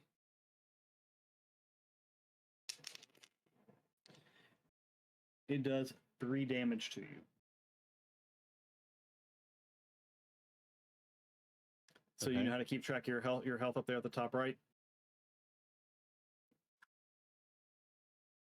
2, 3 damage. Okay. Yeah, so you type 3 in the middle there and you click damage. Yep. Right, so that's your health now. Sweet. All right, so the next one is the one to the other side of the little red creature, and it's going to walk forward and attack. But Fendira is actually the closest one to it, so it's swinging its weapon at Fendira, and what's Fendira's armor class? LOL. I have 14. So There was an attempt to attack you, but it completely missed. I guess it forgot how short dwarfs are because it swung completely over your head. And the last one is pulling its sickle out since it didn't initially join its brethren and pulling its sickle and just standing where it is. The little red creature is going next, and it's not doing anything yet. It's just standing there and watching all the people in the robes. And the next turn goes to Fendira. Okay, so out of my spells, I have to prepare them first in one turn and then to be able to use them the next, correct? Not correct. Your spells are prepared when you rest. Oh. Okay. Let's say actions of 1 turn, cost of 1 turn. Mm-hmm. Okay, so my spells I could use now. Yes, you can use your spells now. Okay. But there's some that I don't know yet that says learn. So those I cannot use, correct? Correct. If it says learn, you cannot use them. Okay. So from the list you have up there right now, you actually don't have any of those prepared. Oh. Since you didn't do it ahead of time, we'll go ahead and I'll go ahead and allow you to prepare them just because it's your first time. So you can go ahead and pick to prepare ones that don't say learn. Okay. And I believe you can do, double check, I think it's 4.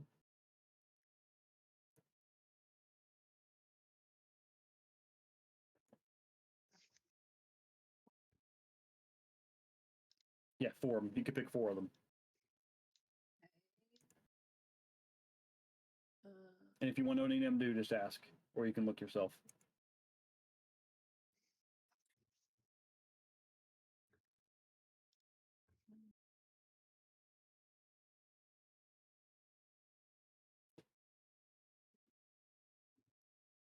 I think I want this one.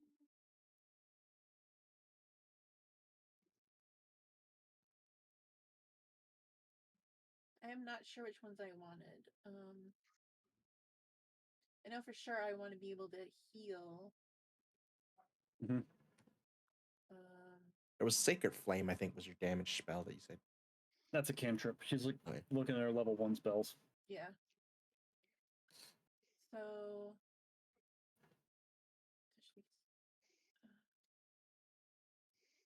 I don't understand this one. Which one? Which one? Inflicting wounds. So it means I have to touch them, wounds. Correct? So inflicting wounds, the creature you touch makes a Constitution saving throw, taking 2d10 necrotic damage on a failed throw, or half as much on a successful one.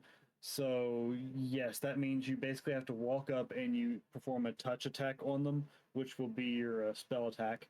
And if if you hit them, they then have to make a Constitution saving throw. If they fail it, they take 2d10 damage. If they succeed, they take half of it. Okay.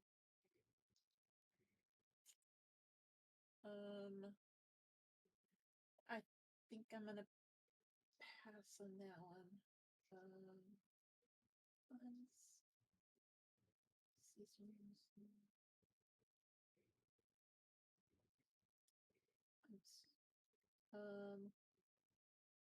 Shield of Faith. I want to do this one. And then, do you think I should do Sanctuary? Choose no target or lose the attacker's spell. Sanctuary is not a terrible one. It's up to you. Okay. You gotta remember, it's gonna end if they make an attack. You gotta remember that. I know. So in other words, it'd be pretty useless to put it on L because L acts immediately after you. Right. Bless is a good one. Adding bless, yeah. You bless up to 3 creatures within range whenever a target makes an attack roll or saving throw before the spell ends. The target adds 1d4 to attack roll or save. So we get more accurate, or we can like if he does the AoE damage, we can make a save or stuff like that. It lasts 10 turns of combat. Yep. I kind of like this command too because I can command it to drop, and it would have to drop whatever it's holding and end its turn. Right? You were correct. That's what it would do. Okay. I need to get rid of one then. Remember, you get to pick 4. Remember, I don't know how many you picked right now because I have to refresh to see it. 4. That I have 4 picks. I have to get rid of one.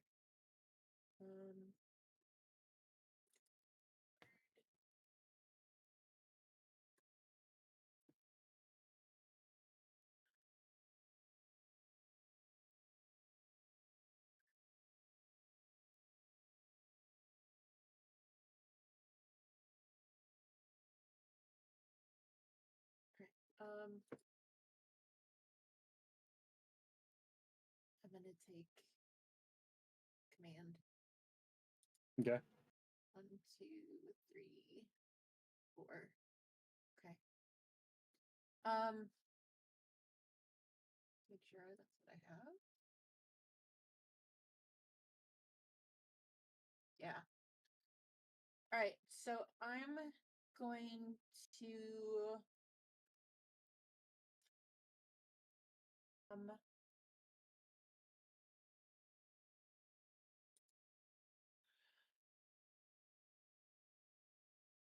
so what's in front of me? So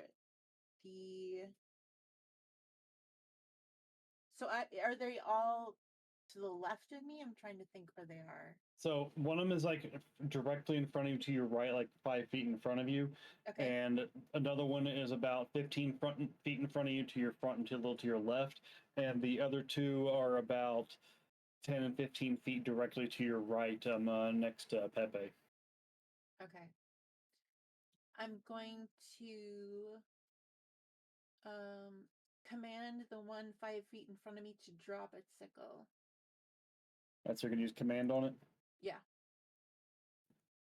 All right. So let's see, what's your DC on that? 13. So so it needs to pass a I think it's a wisdom check. Yeah, wisdom check. So I need to roll a wisdom? No, Or you don't. They oh, do. Okay. It passed its check, so it's resisting your command. Okay. And you used one of your spell slots, so I went ahead and checked it for you. Okay.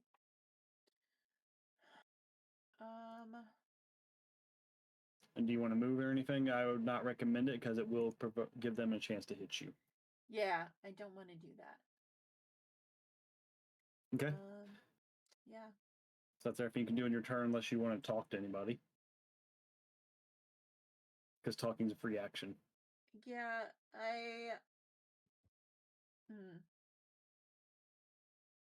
No, I don't want to. Okay.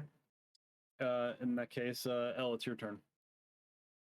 So I'm behind Pepe. Yes. You're So between Pepe and the wall, basically. Okay. I can peek around him and snipe one of them with the bow. Okay, so you're shooting at the one to the left or his left or his right, because they're like on each side of him. But they're both directly. Whichever one's closer to the wall, I guess. Okay. Want to free up that side. Okay, so that'd be the one his right. Yeah. Okay, so to hit. Get the attack. Get that to hit. 20 to hit. 15 plus 5. All right, so give me a damage roll. That's 5. So 5 plus 3, 8. That's also a sneak attack because he's within 5 feet of another area. You don't need to worry about that. Oh, he's dead? Yeah. Exploded. Just for shiggles. It's a 1. So that person in their robe, you basically shoot an arrow and it's going right into their jaw area and they're falling over dead. Okay. I then move a little bit off to the side so I get more better clear line of sight now. I'm like in the corner now, I guess, since I cleared that side from him and then I move into the corner. All right. We're back to Pepe. Oh man. So we've taken one out of. We got 4 left. 3 people in robe and the little red creature are left. One of them exploded. Are their demeanors? Are they still upset? Oh, they're very hostile. They're very hostile. Okay. Yeah, you're in combat with them. All right. Okay. I've already tried my poisons. Let me see here. Hold on.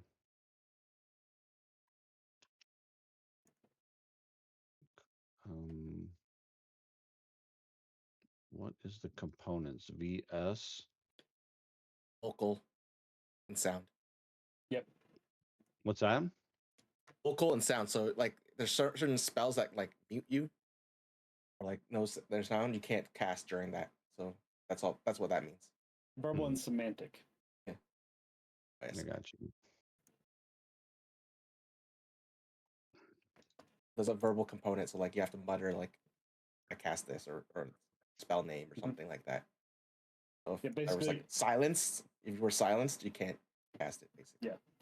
Yep. So basically what that means is like for awareness, like Falco said that for the V verbal you have to be able to speak and you have to basically cast the spell. You can either do this like full on anime style where you say poison spray, or you can say some magic words.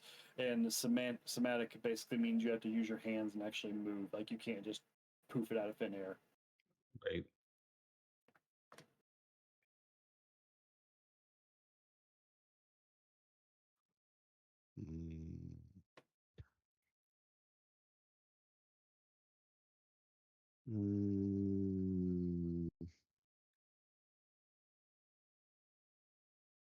One use 3 out of 3. Okay, well I guess I don't want to do that just yet. I guess I'm just gonna go with my dagger. I guess you're gonna attack the one nearest to you. Yeah. Right, so click on that hit then. On whichever one you want to use. Oh, sweet. One, really. Oh, dude, I hit him hard. Oof.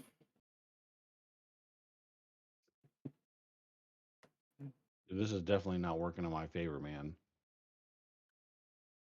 It's taking a second to pop up, but I'm pretty sure I saw 1. Oh yeah, that was a 1 plus 4. Was. That was a critical fail.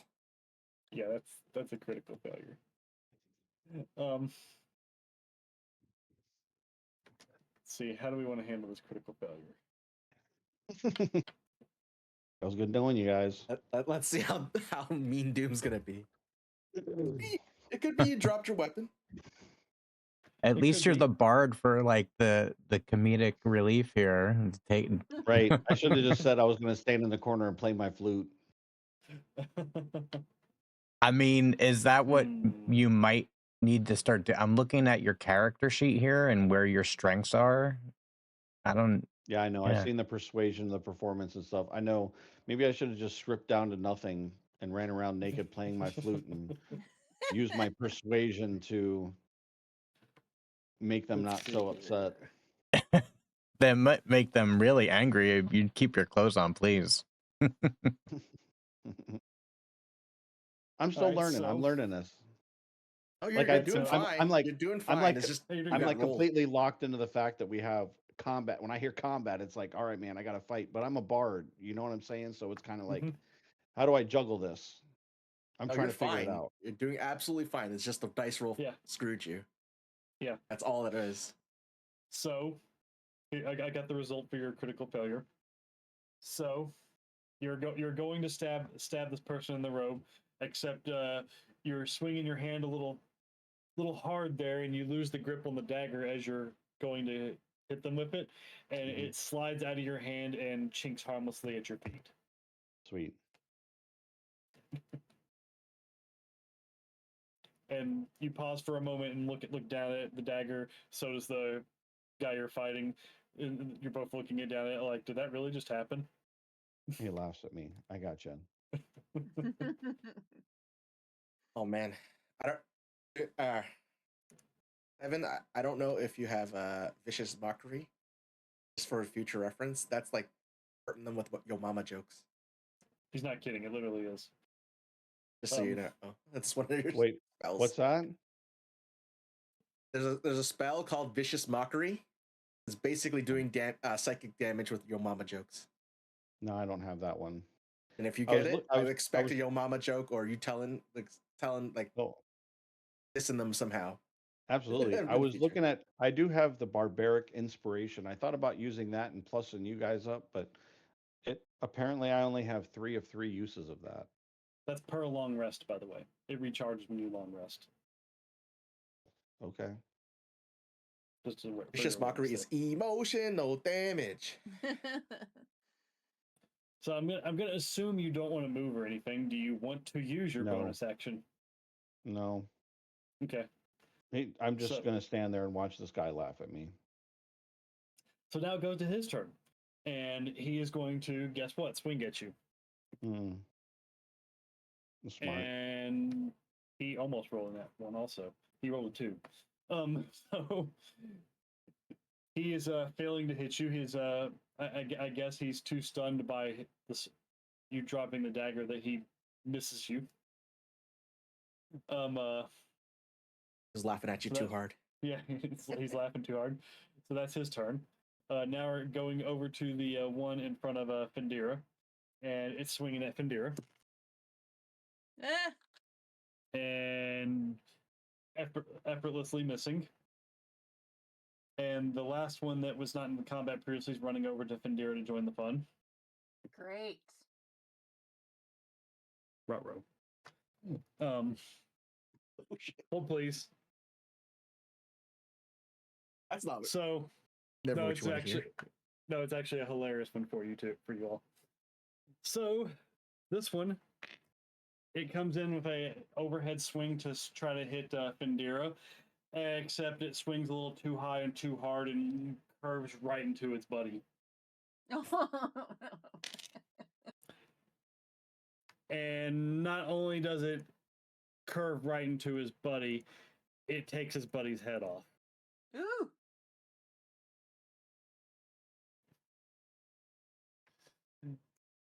And now we're over to the red creature in the doorway. It's watching the comedy show in front of it right now with the drop dagger, the missed attack, and then the beheading of one of its own teammates. And you can you see it face palm for a second, like it's embarrassed by its subordinates there. And then it starts to take a deep breath. And then we're going over to Fendira.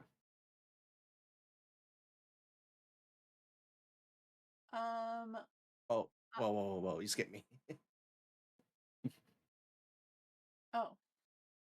I didn't skip you. You're after Fendira. Oh yeah, you're right. Sorry. Sorry. I'm going to cast Cure Wounds on Pepe. Okay. So for Cure Wounds, go to your spell list. All right, so that you don't have to roll to actually hit him. You just have to roll for how much you heal him. Okay. So you're going to go to your spell list. Yep. And you're going to find Cure Wounds, and you're Yep. just going to click the effect button. Click cast. You can click cast too, yeah. Why did it not? Oh, what did I just do? So I clicked cast. It didn't do anything? Or where does it go? Let me see. Did that check off one of your slots, maybe? Yeah, that's all that did. So where do I roll? So you over on the box to its right, under effect. Oh, got it. Okay. It's 7. So 5. so you healed Pepe back to max health. You're welcome.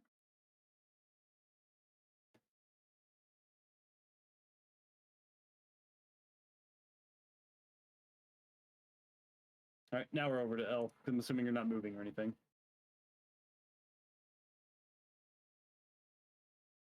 Well, I see that dude probably starting or preparing a fire breath, and I don't want to be in the cone, so I'm going to go down to the doorway corner. Okay, so move to the opposite corner. Yeah.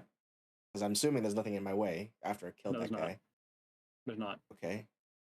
And then I take a shot at that red creature. Okay. Give the roll. And 5 to hit. That's 22 to hit. Give the damage. 6 damage. No sneak attack. Not yet. 6 Anyway. damage. All right. So your arrow basically jabs into its side there. It stumbles for a second, but it's still taking its breath.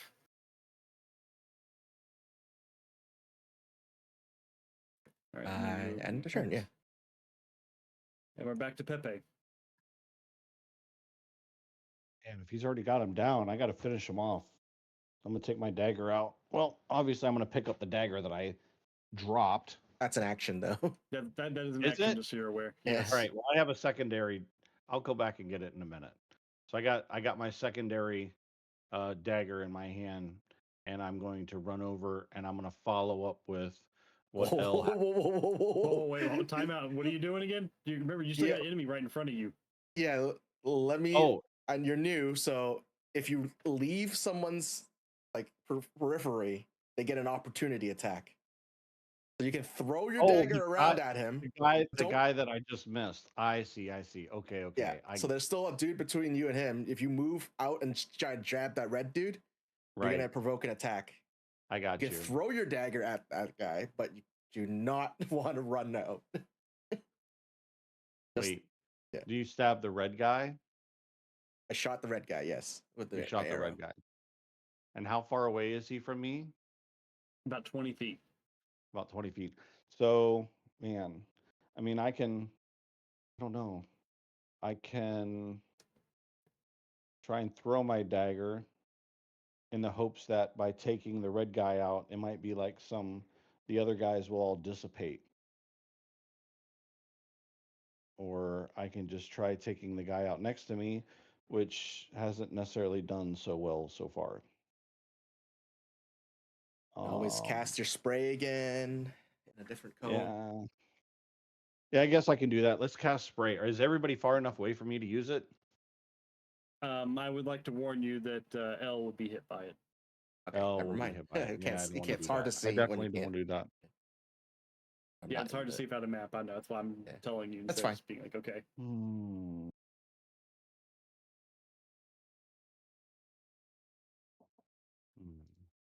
If you were a strength character, you could pick the guy up and throw it at him.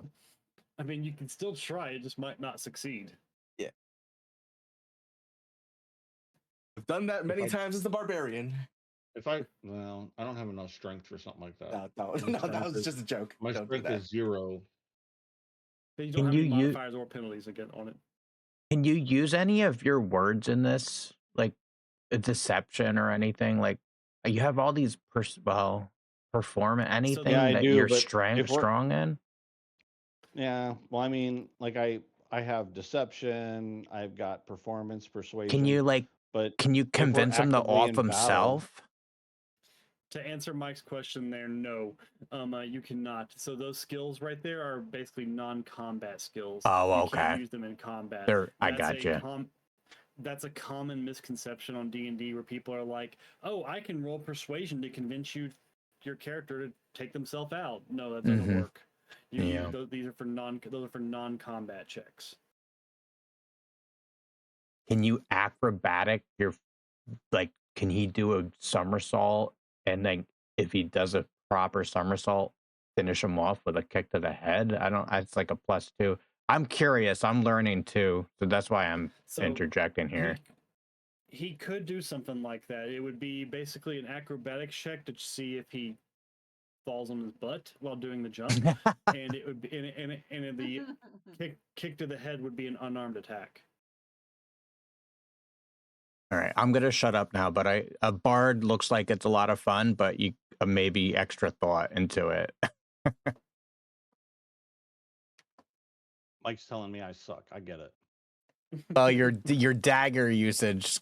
I'm sitting over here thinking, why is sleight of hand not a like? Can't you roll sleight of hand? I know it's an action, but if you successfully grab the dagger off the floor, whip it right at their eyes. If you're, If I was but going to I use don't know. sleight of hand, I would grab away one of the sickles from those guys.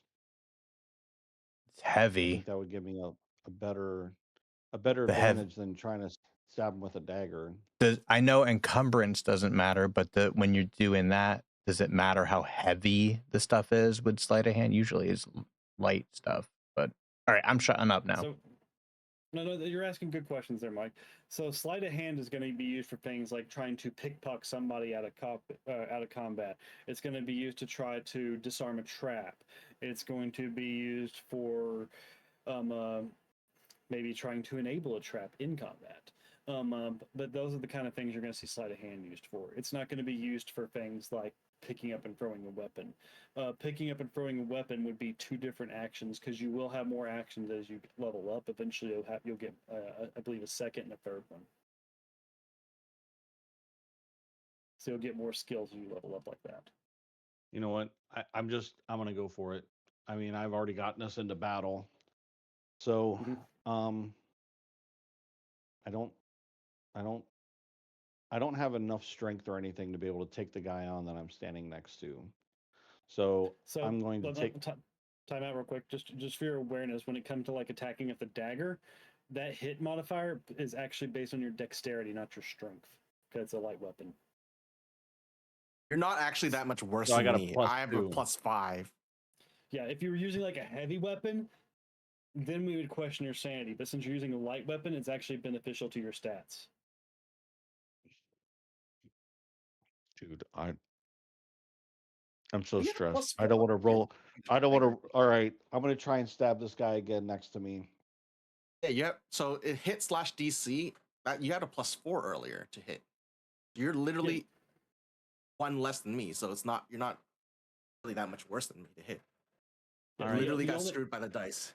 Yeah, the only reason you had such a bad result in the last one is because you rolled a nat 1. Nat 1s never end in good things, ever. Right. All right, so we're going to roll this other one then? Who are you attacking and how are you attacking?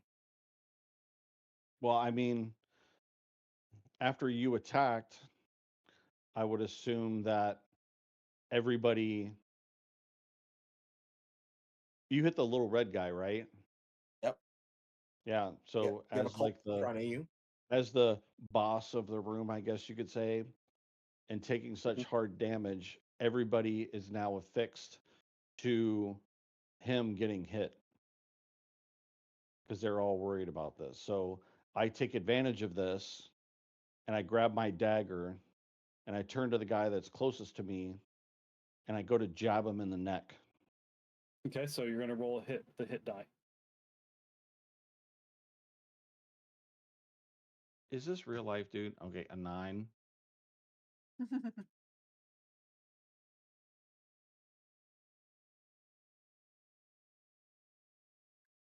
Was the 9 your roll or the total? I can't. It's not showing up yet.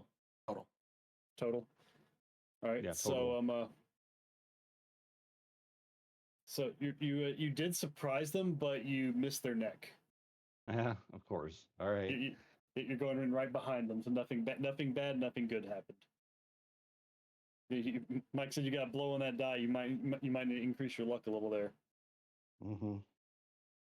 So I'm assuming you're staying there since they're right in your face. You're not moving or anything. If he hasn't noticed it, I'm not doing nothing.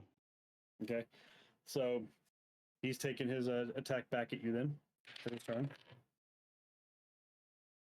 and I'm also equally terrible at dice tonight. So he goes for an overhead strike against you, and the sickle flies out of his hand and dinks off the wall behind you harmlessly. Does he lose it? Yeah, it's unequipped from. It's laying on the ground behind you. Okay. And then we go over to the other one next to Fendira, and it's swinging at Fendira. And oh my god, we have a hit. Oh no. And our damage He's hitting you for 3 damage.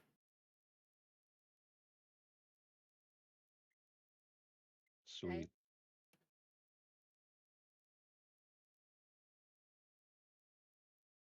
Hitting me for And- 3 damage? No, Fendira. No, me. Oh, okay. And then we're done with its turn. We're going to the red creature. And as Falku predicted, it's letting out a fire breath into the room. So Right. it's breathing out a wave of fire. And I need everybody to make a dexterity save that's getting hit by it, which would be both Pepe and Fendira. Because L's out of the way. So roll dexterity. On the yes, left there. Yep. Yeah. Yep, you're going to roll dexterity. 14. Check. Yep. Perfect. Nice one. 14. And what was Pepe's? 21. 13 and a 21. 21 and 14. Okay, so you both succeeded. 13. She had a negative. And a negative. Oh, that's right. That's fine. She still passed it though. So on a success, you take half damage. Let me check its compatriots, because it's also hitting them. There's is that, okay.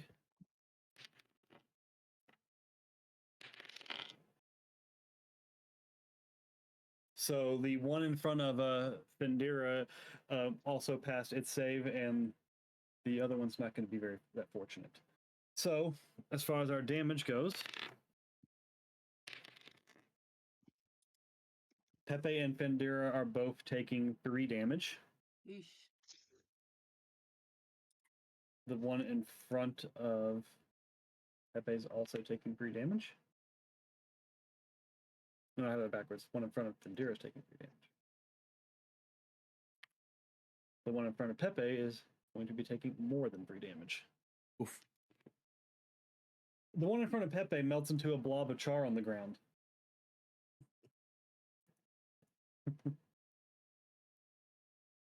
So not only did he throw his sickle into the wall, he's been turned into dust, basically. Nice.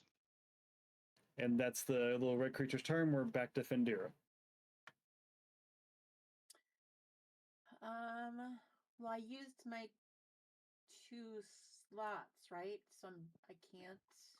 Right, you have to use either a cantrip or something in your hands. Okay. Always just club them. Yeah, just go to action. If you want to do that, go to actions. Yeah, look at my damage though. You know what? I mean, he's pretty messed up. I'm going to hit him with my mace. Okay. And what do I roll? Click So you're the gonna 2 hit slash DC column. Yeah, over by where it here? says mace. Okay. Where it says hit slash DC next to mace. 19. The one that. Yeah, there you go. And you hit damage. 19, nice. And hit damage? Yeah, Yep. go ahead and hit the damage one because that's a hit.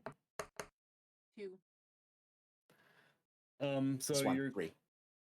Yeah, so +1, so total of 3. So you're clubbing them in the head, and they are falling over like a sack of robes, sack Nice. of potatoes. And you're actually free to move now if you want to. There's nothing in melee with you anymore. I'm going to move back towards away from the altar, as far away from the altar as I can get. So you're basically going to the opposite corner of L. Yes. Okay. And now we're back to L. So since last time I hit him with my short bow, which I have proficiency in, it's vexed. As a vex my property, it's a advantage attack. So automatically that's a sneak attack. So I roll twice and I have sneak attack bonus. Okay. 2 hit twice. 16 and 23. I guess I'm hitting. Yeah, you're hitting. Short bow piercing damage. 2 plus 3, and then the sneak attack damage would be an 8 total. So you're doing 8 damage total. All right, so the little red creature goes limp as well and falls over with your arrow. So congratulations, you all won Yay. your first combat encounter. Yay! Did it. We did it. We did it! Hooray! Can I recover Sorry. my arrows or anything like that, and also pick up the dagger and say, "I think this is yours"? To You can. Sorry, guys. Didn't mean to start that combat. I would like to create some water. You're making some water? Yeah, I would like to. Okay. What are you making? What are you making the water for? Because we're all parched after all this killing. Oh, she's making some water to drink. she wants a, Yeah. she wants a short rest, basically. I think. Yes. All right, so you're wanting a short rest. Okay, well, we can allow a short rest since we just ended that combat because short rest isn't a severe amount of time. So on your character sheets at the top, you'll see a button that says short rest. If everybody's in agreement, we can go ahead and click it. Do Pepe and El have any objections? I'm good. I just want to, search the bodies.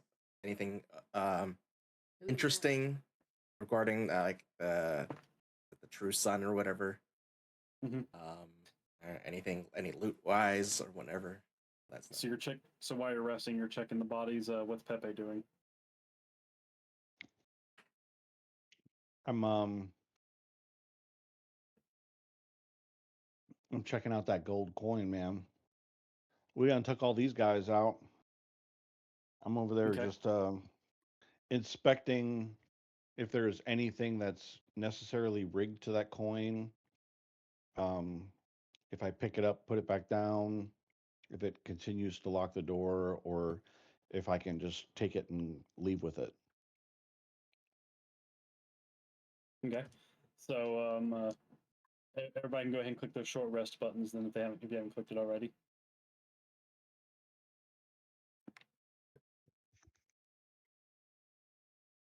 I'm good. I was never damaged. Yeah, I don't think you're recovering anything because you shouldn't use really anything. Oh, you said I was able to recover my arrows.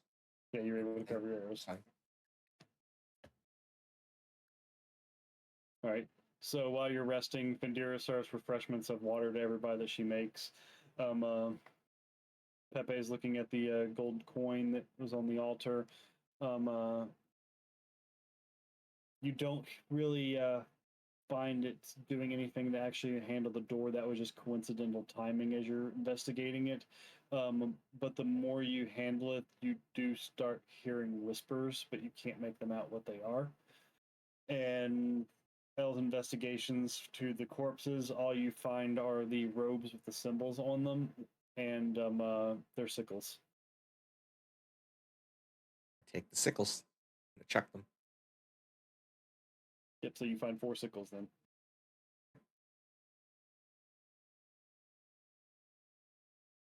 Add that to my inventory. Mm-hmm.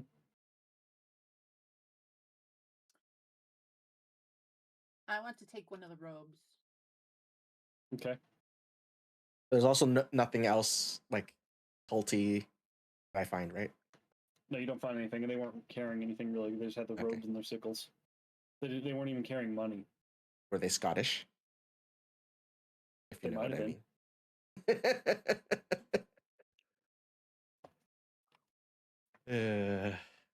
Joking.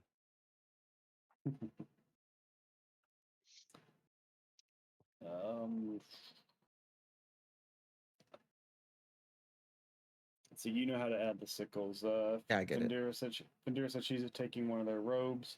Are you putting it in your backpack, Fendira? Yeah, I was just putting I clicked on other possessions and I was just gonna write one orange robe from Okay, that works. being in the from being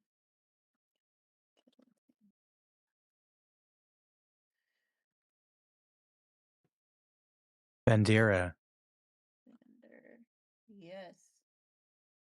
are you hungry? Yes.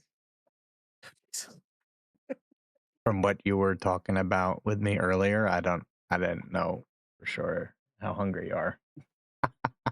What? Thought you were gonna play Panda. Remember what you... No. I'm being in character. I had thought Fendira, something that was shared with me before. Fendira hears a song in her head. Have you eaten yet? It was something that was shared earlier. Coin what whispers, is have you now? eaten yet? Just joking. Nice. All right. Sorry. Yeah, I wrote it down. We're good. Right. Okay, so after y'all rest up for a second after the combat, it sounds like the town outside the church is coming to life. You hear bells and a lot of metal clanking. For those of you who have played Resident Evil 4, this might resemble a certain scene in that game.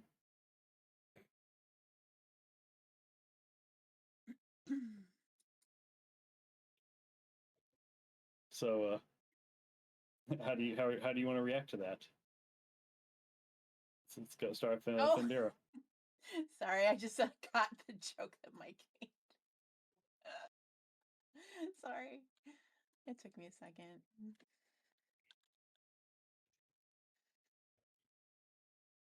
All right. Did we switch scenes? Is that what you're saying? Right, you've just finished that combat encounter. You just finished resting. As you're done resting, you hear the town outside the church coming to life. You hear a lot of footsteps, a lot of clanking of bells. It sounds very active and alert, and like they're searching. Okay.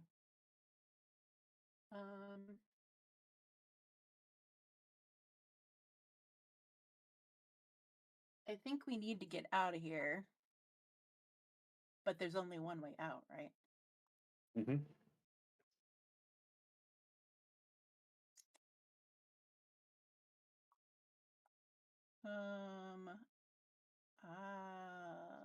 Well, I can't hide. There was an attempt to hide earlier.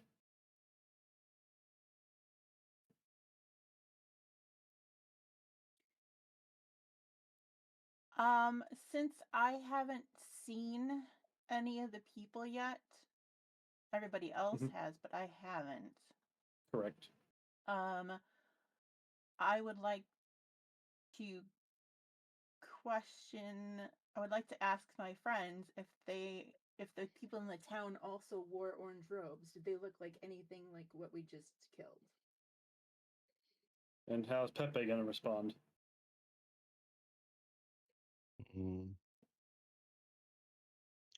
Are we outside? You're inside the room still. We're still inside the room. You just finished taking a quick rest after the fight. Okay.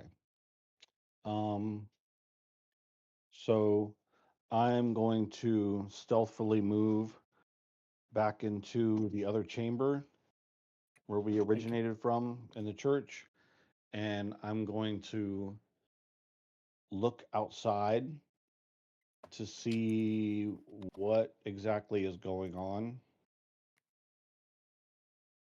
Yeah.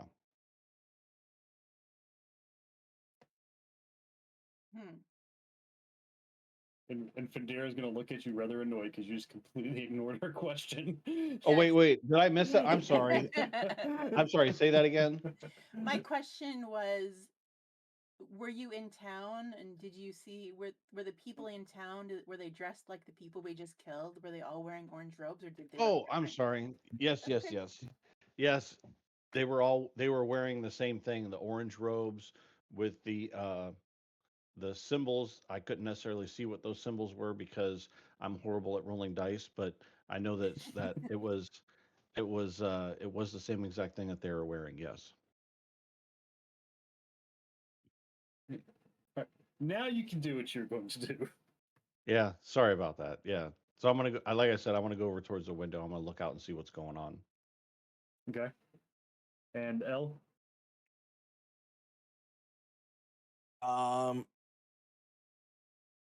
I moved into the initial church room, whatever you want to call it, and peek out the windows stealthily. All right. So I'll leave it up to you to decide who's actually making the perception check or what's going on. I'm only you're at both plus doing- 3. I've only got a +1 at perception, so it's not. I'm doing it. It's not a stealth. It's just perception. Yeah, it's just perception. I've only got a +1, man, and you I know I've guess been I'll do it. rolling really sweet. I'm terrible. I'm blind. 6 in total. Honestly, So perception should be a dexterity thing, not a wisdom thing. Whatever. so you look out there. You can see that there's suddenly a lot more people in orange robes running around. They're rather frantic. They look very disorganized. Do I have a count? You don't have a count. There's just a lot of them, though. And many of them are holding sickles in their hands.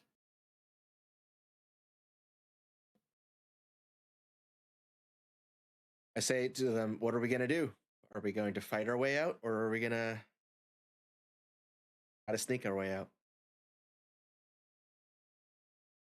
After the ass whooping we just got, I think the best thing we're going to do is try and sneak out of here.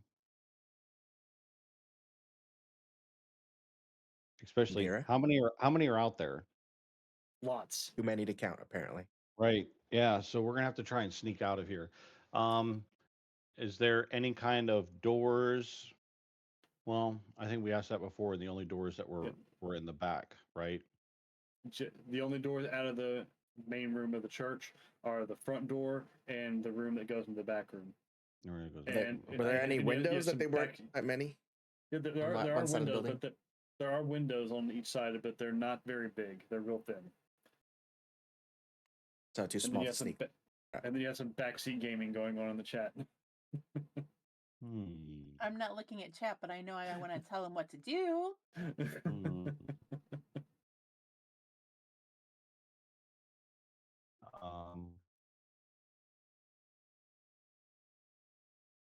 mean, I got a +7 in stealth. So it's a +4 in stealth. Well, here Mm. the meta game. Okay, you have performance. Wait, you can perform You got and deceive. wait. There's 3 of us. I'm sitting here trying to think. So, are we able to go back into the room that we were in? Yeah, it's not sealed. It's still open. Okay. Can I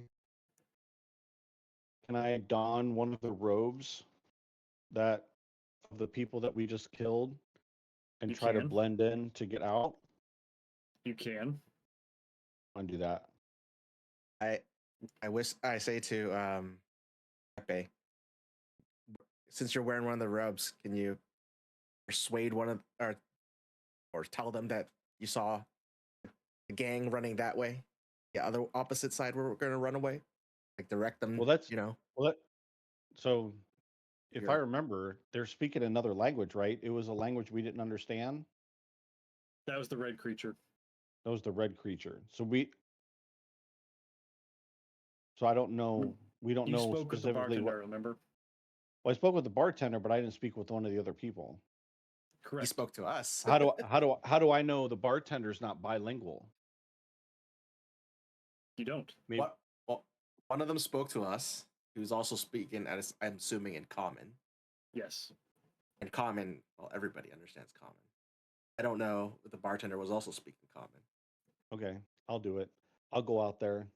I'll do it. I'm gonna put it on. I'm gonna go out there and tell them it. Well, how do we even know what they're looking for? We just know that there's a bunch of people out there now. When do I get a say about what we're doing? You can chime in anytime you want. A second. You can chime in anytime, really. Yeah, it's a group discussion. Friends, may I suggest we do what I'm about to do, which is put on one of these orange robes, and whoever has the sickles, could you each give us one, and let's just walk out of here? I mean, you don't need to hold a sickle to run around. Sure. But it would be nice if we needed to. Yeah, take it. I mean, take it. Yeah. She's trying to complete the image. Yeah. But here's my question though, logistically. I'm walking around still with my mace and my shield out. Mm-hmm. I have to put those away. You And would. that's a turn, isn't it? You're not in No. combat. Yeah, you're not in combat. Okay. Well, I'm putting away my shield and mace. And I am putting on one of the robes. Okay. Yeah, and I want to complete the look, so let me hide a sickle underneath my robe. All right. So I'm assuming L's giving a sickle to each of them. Sure. Mm-hmm. Guess we all put on robes. Yep. And Pepe was talking about the Klansmen earlier. No, we're orange. So, how are we sneaking past them now? Now that we've donned our costume. Well, Yep. I didn't need it. I have 2 costume tools, but okay. I have literally a costume in my gear. So to show But you, yes, you now- could have made your own costume. Yes. Now that we've all donned it, are we just gonna walk out? Are we gonna is someone gonna say something? Or are we just gonna, if we get caught, we're gonna say something? That's what I'm saying. So And- if So Yeah. you've all got the outfits on. Are you walking out the door now? The front door of it? Well, my question is, when you went into the bar, Pepe, were there all different sizes of people, or were they all the same? I never got that answer, No, when They you were all looked the at same. them. they all look the same.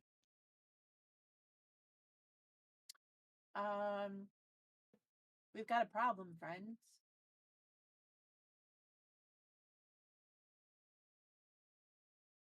Yeah, you're medium sized. You're still medium sized. You're just not. You're not like super short. Okay, but he's 6 feet. You're close enough in size that it won't matter. It won't matter. Okay. You're classified as like medium sized, so it's all around the same. Okay. So there's like small, large, small, medium, large, huge, stuff like that.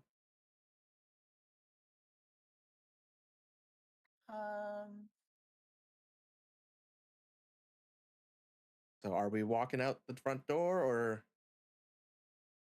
Just tell me what you're deciding to do now. That you're all in costume, basically.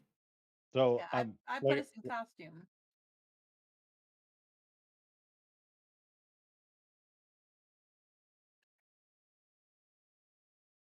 So now that you're in costume, what are you doing? I'm leaving Anybody up to want you? You want to just walk out the front door, or do you want to try to deceive our way out, or act a certain way? Somebody can see how they're acting and tell us how they're acting. Are they all coming our way, or are they just walking around haphazardly? It's it looks very disorganized, but they do seem to be gathering in front of the church. Okay. There's no real way to make it look normal that we're coming out of church.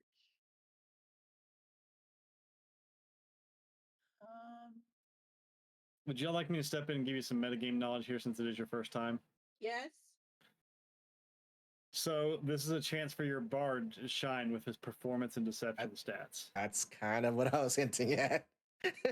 So he can walk out there and be like, they ran that away, and point the opposite direction of the direction you intend to go. And if you roll high enough, you will literally convince everybody to go chase that direction.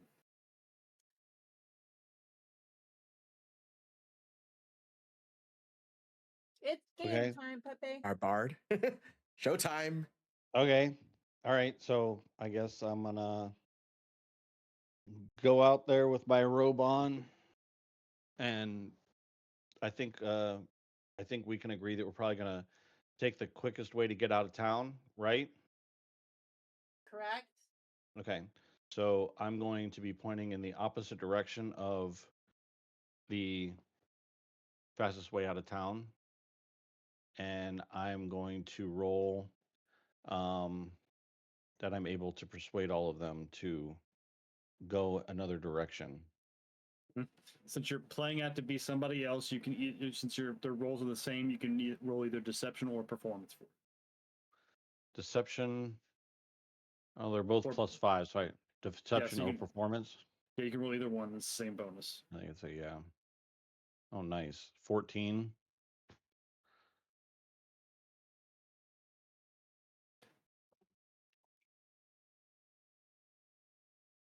So with the 14, the one that appears to be leading the mob says, "After them!" and they all turn around and run off in the direction you pointed. They don't seem like the brightest ones in them. Kick over a candlestick on the way out of the church. Of course you do. It's a heretical church.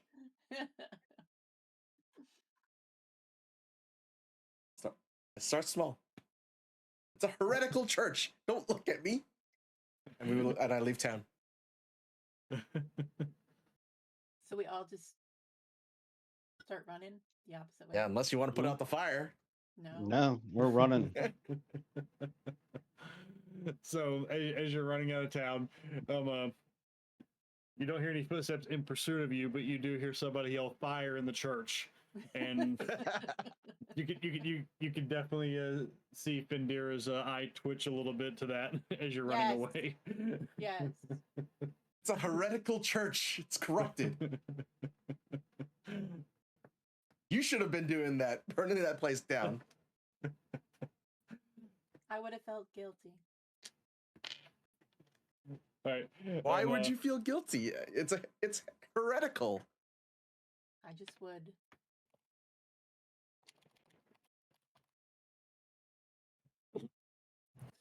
So as you get clear from the village, you get far enough away from everything that you can tell you're not being followed, and that nothing terrible is coming your way, and that you can find a decent enough place to camp. And the reason I'm bringing this up is because we are at 1140, and this is also a good place for us to level up. I will collect my sickles back.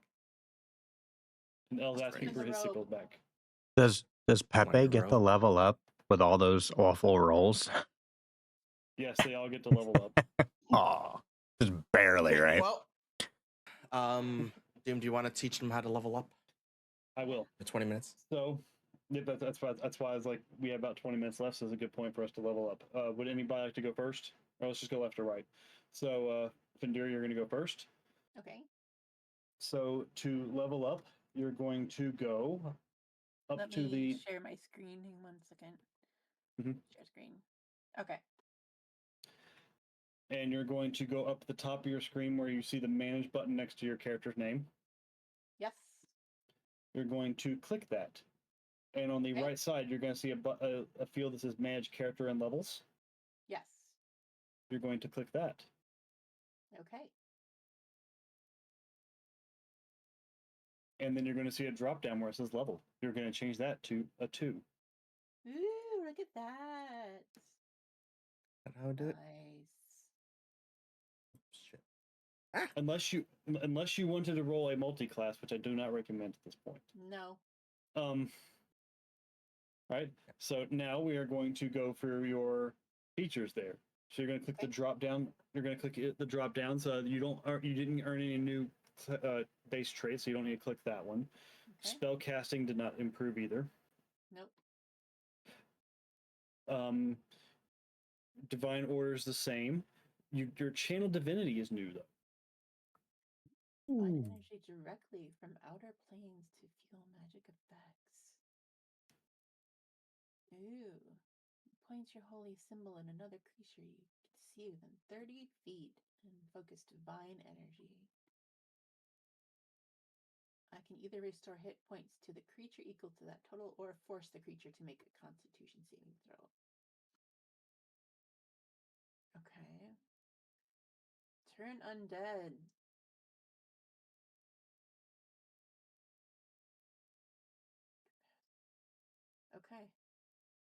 All right, and now we're going to scroll back up to the top. Okay. Once you're done looking at the channel venue anyway. And you're going to click Manage HP. Okay. I'm just waiting for it to catch up. No, I did it. It's just very slow. Yep. So we know your base HP was 8 because we gave you the max for the first level. Mhm. So now we're going to roll your new HP. So you're going to roll a 1d8. I don't think there's a button you can click to roll it right here. So you're going to actually need that page we opened earlier. No, Okay, no. let me- Bottom left. Oh, is there? There's a here. dice on the bottom left. Yeah. And click it, and then there's a D8 that you can click. I was just checking it earlier. Oh yeah, she might cancel that. The third one up. Yeah, It says, literally points to D8. Yeah. Roll. looking for I have for the an D8. 8. You got an 8. You add Yep. to the earlier. Yep. So you can hit manage HP there, Yep. and you can leave it as an 8. You now have 14 HP. Nice. No. Right, put- No, Oh, she no. takes 16 now. 16 now. She adds it to Yeah. the earlier. Oh yeah, that's right. So now my rolled HP is 16. Yes. Okay. And hit apply. Yep. Yes. Okay.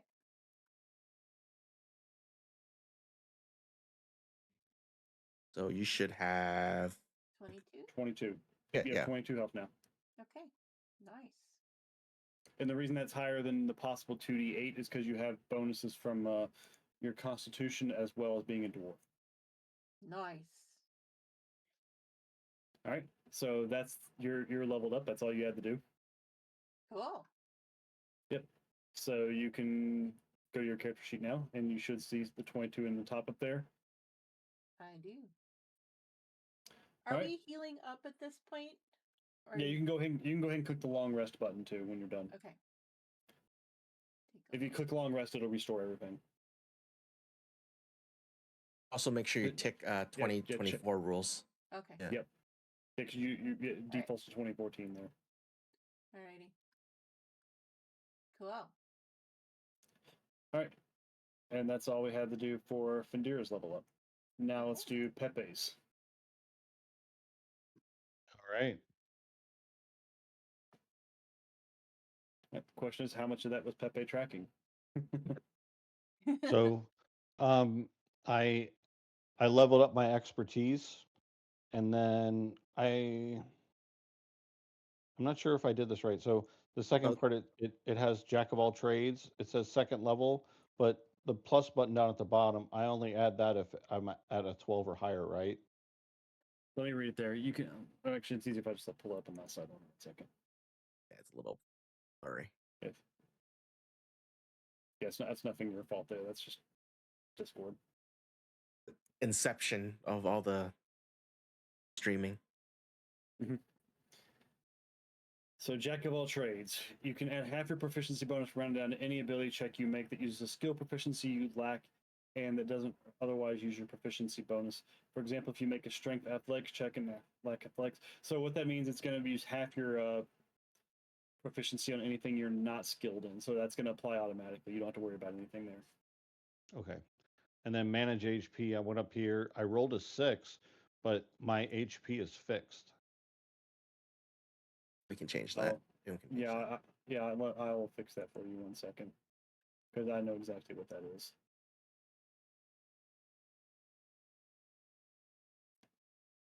And you got your subclass, I believe you said, at level 2.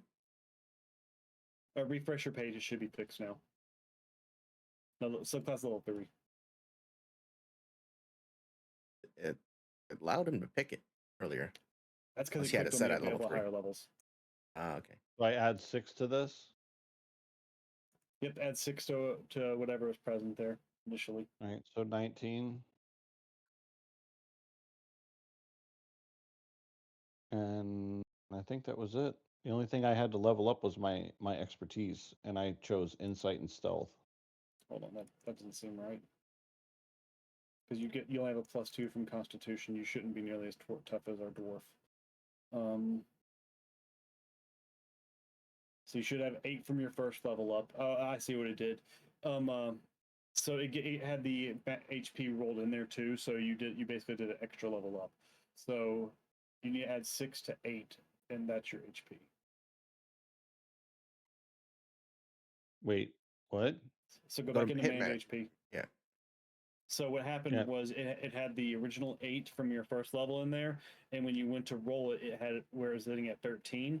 It automatically had that, did a roll for you and put it at 13, and then you added an extra one on top of it, so you have an extra level of HP in there. So you Oh, need so I to should go back to 13.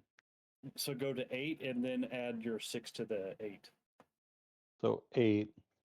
Roll. Wait, I'm confused here. So what do I on rolled HP? I put 8. Plus your 6, right? And that's 14. Put 14 there. Put a 14 there. Okay, rolled HP 14. Okay. Apply. And once it says 14, hit apply. And I There you have go. 16. That's your health now. Okay. Done. And if you don't have anything else to select, that's everything you need to do. That's it. Right, so Pepe is leveled up. You already did yours. Yeah. I got yeah, cutting so- action. I can use dash, disengage, or hide as a bonus action now. So I can slash somebody and then disengage and run away as a bonus action.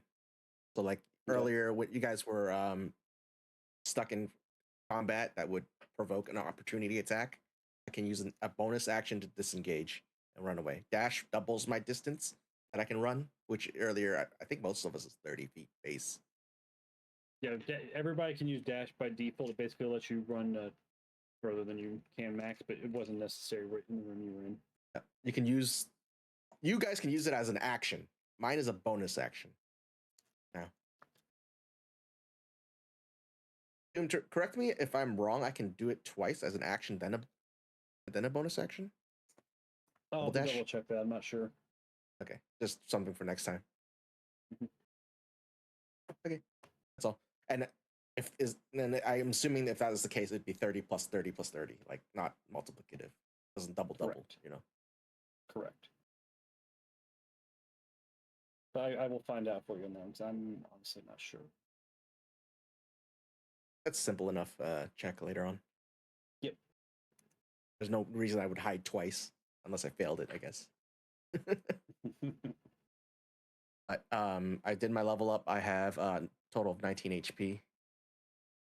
And that is all. Right. So and we still have the robes in our inventory, I guess. Unless y'all disposed of them. Oh, I think Fendira said she yeeted hers off. I fold mine up. I put it away. Okay. I might need it as something to burn. I expect everybody to be wearing an orange robe next time and on their webcam. Gotcha. Cosplay time. Nice. Only if Mike provides the something robes, to burn. You gotta burn the next building down with the robes you found. You might. And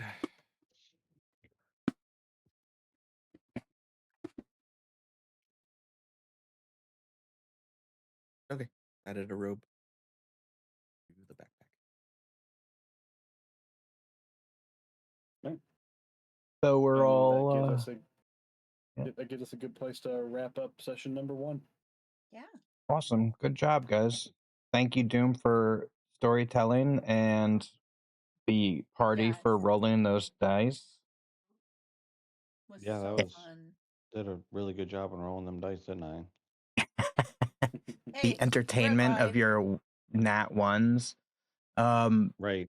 Huge thanks to the chat coming out and being patient with some more gremlins. Also, I was running 2 ISBs today, and the fiber is still messing up, and AT&T Air is somehow the better of the two. So I don't have much time. I did want to say next week, I don't mind capturing the screens, but we'll we'll get that sorted out for like a better die roll where I think it's very hard to actually see where the die is rolling. But I would hope that we can get like the Fuji reactives sized up a little more. I think that'd be nice. I don't know, Pepe Silva, are we gonna keep me on the screen? Because I'm sick of looking at my face on there, honestly. All right, I guess I'll figure something I mean, else I'm out, right man. here. But overall, not too bad. On my end of it, that is. You guys did That was amazing. really, really fun. Yeah, good job, guys. Sorry about getting us into a fight. I don't think it was you. It happens. Pepe. Honestly, I think.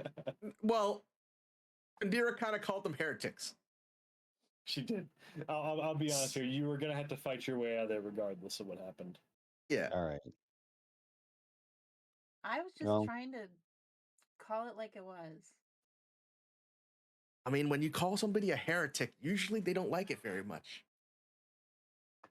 Especially if there's more of them than you. right. In their church. Actually, shoot. And it burned down. We're sitting here. I'm like, we started off with this picture. I guess there's no telling how it's gonna end. So I'd have been like, I guess I could be just generating pictures where it's on fire. All of a sudden, there's could. fire. Yeah. You could send that You could send that picture through an AI tool and be like, make the biggest building be on fire. Definitely didn't. Yep. Definitely. Super grok. Let's go. Super premium ultra grok. Come on. Yes. We got this. So, question about schedule. So next week is the 22nd. Everybody's gonna be able to make it, correct? Yep. Yeah. Okay. If Because I know anybody can, it's the holidays. I wanted to make sure. right. If anybody can, just let us know so we can plan around it, because we do have the next week and the week after. Don't forget that one. So. Okay. Yeah. I Looking should be forward to the good next for both. session. Let's try Thank you to so much. let's try to let everybody know if there's a conflict by, let's say, Friday night. Just so we're not freaking out. Yeah. You always know there's a possibility of emergencies, but or last minute changes. I said try. So I want to make sure I have this on my schedule. So there's Friday. We're doing Friday?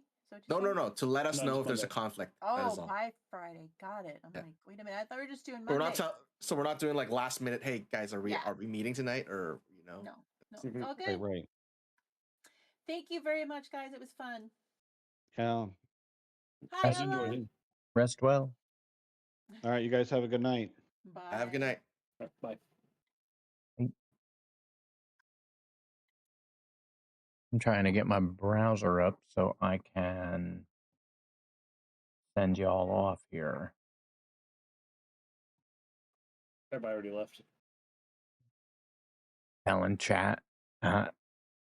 Surprised Shut it that down? Discord. Yeah. I'm raiding out. Sorry, no more games. I did my hour and a half, maybe 2 hours of games this morning.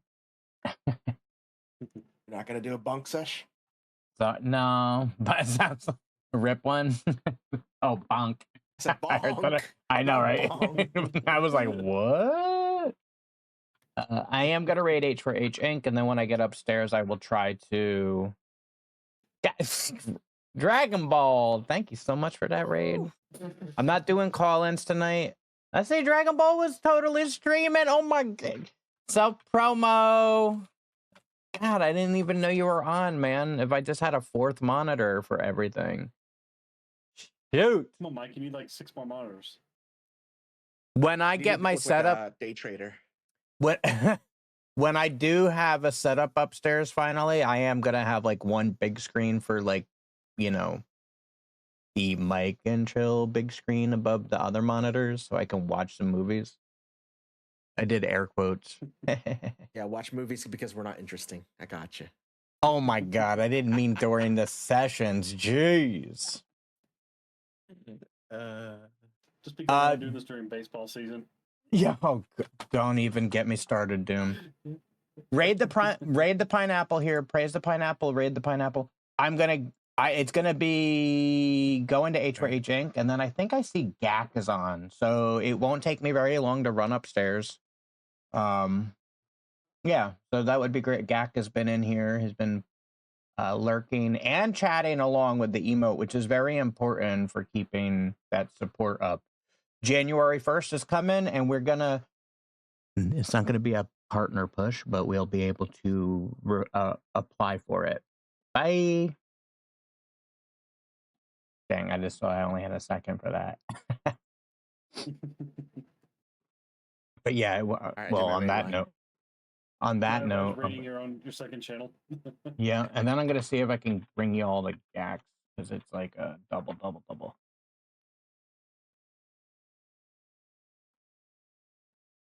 Uh-oh. It's really messing up. I forgot that I can't do that.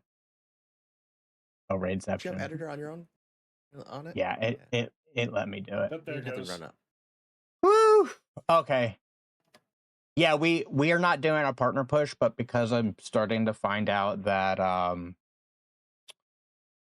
Abacus Hive with the accountant, they're not going to charge us anything, so they're helping us stay compliant, and they're gonna let us go. Like, they're gonna not let us, but they said it's okay to like apply for partner and turn everything on and stuff. So that could be really good news. All right, guys, if you're on mobile, thanks for chilling. I'm ending this.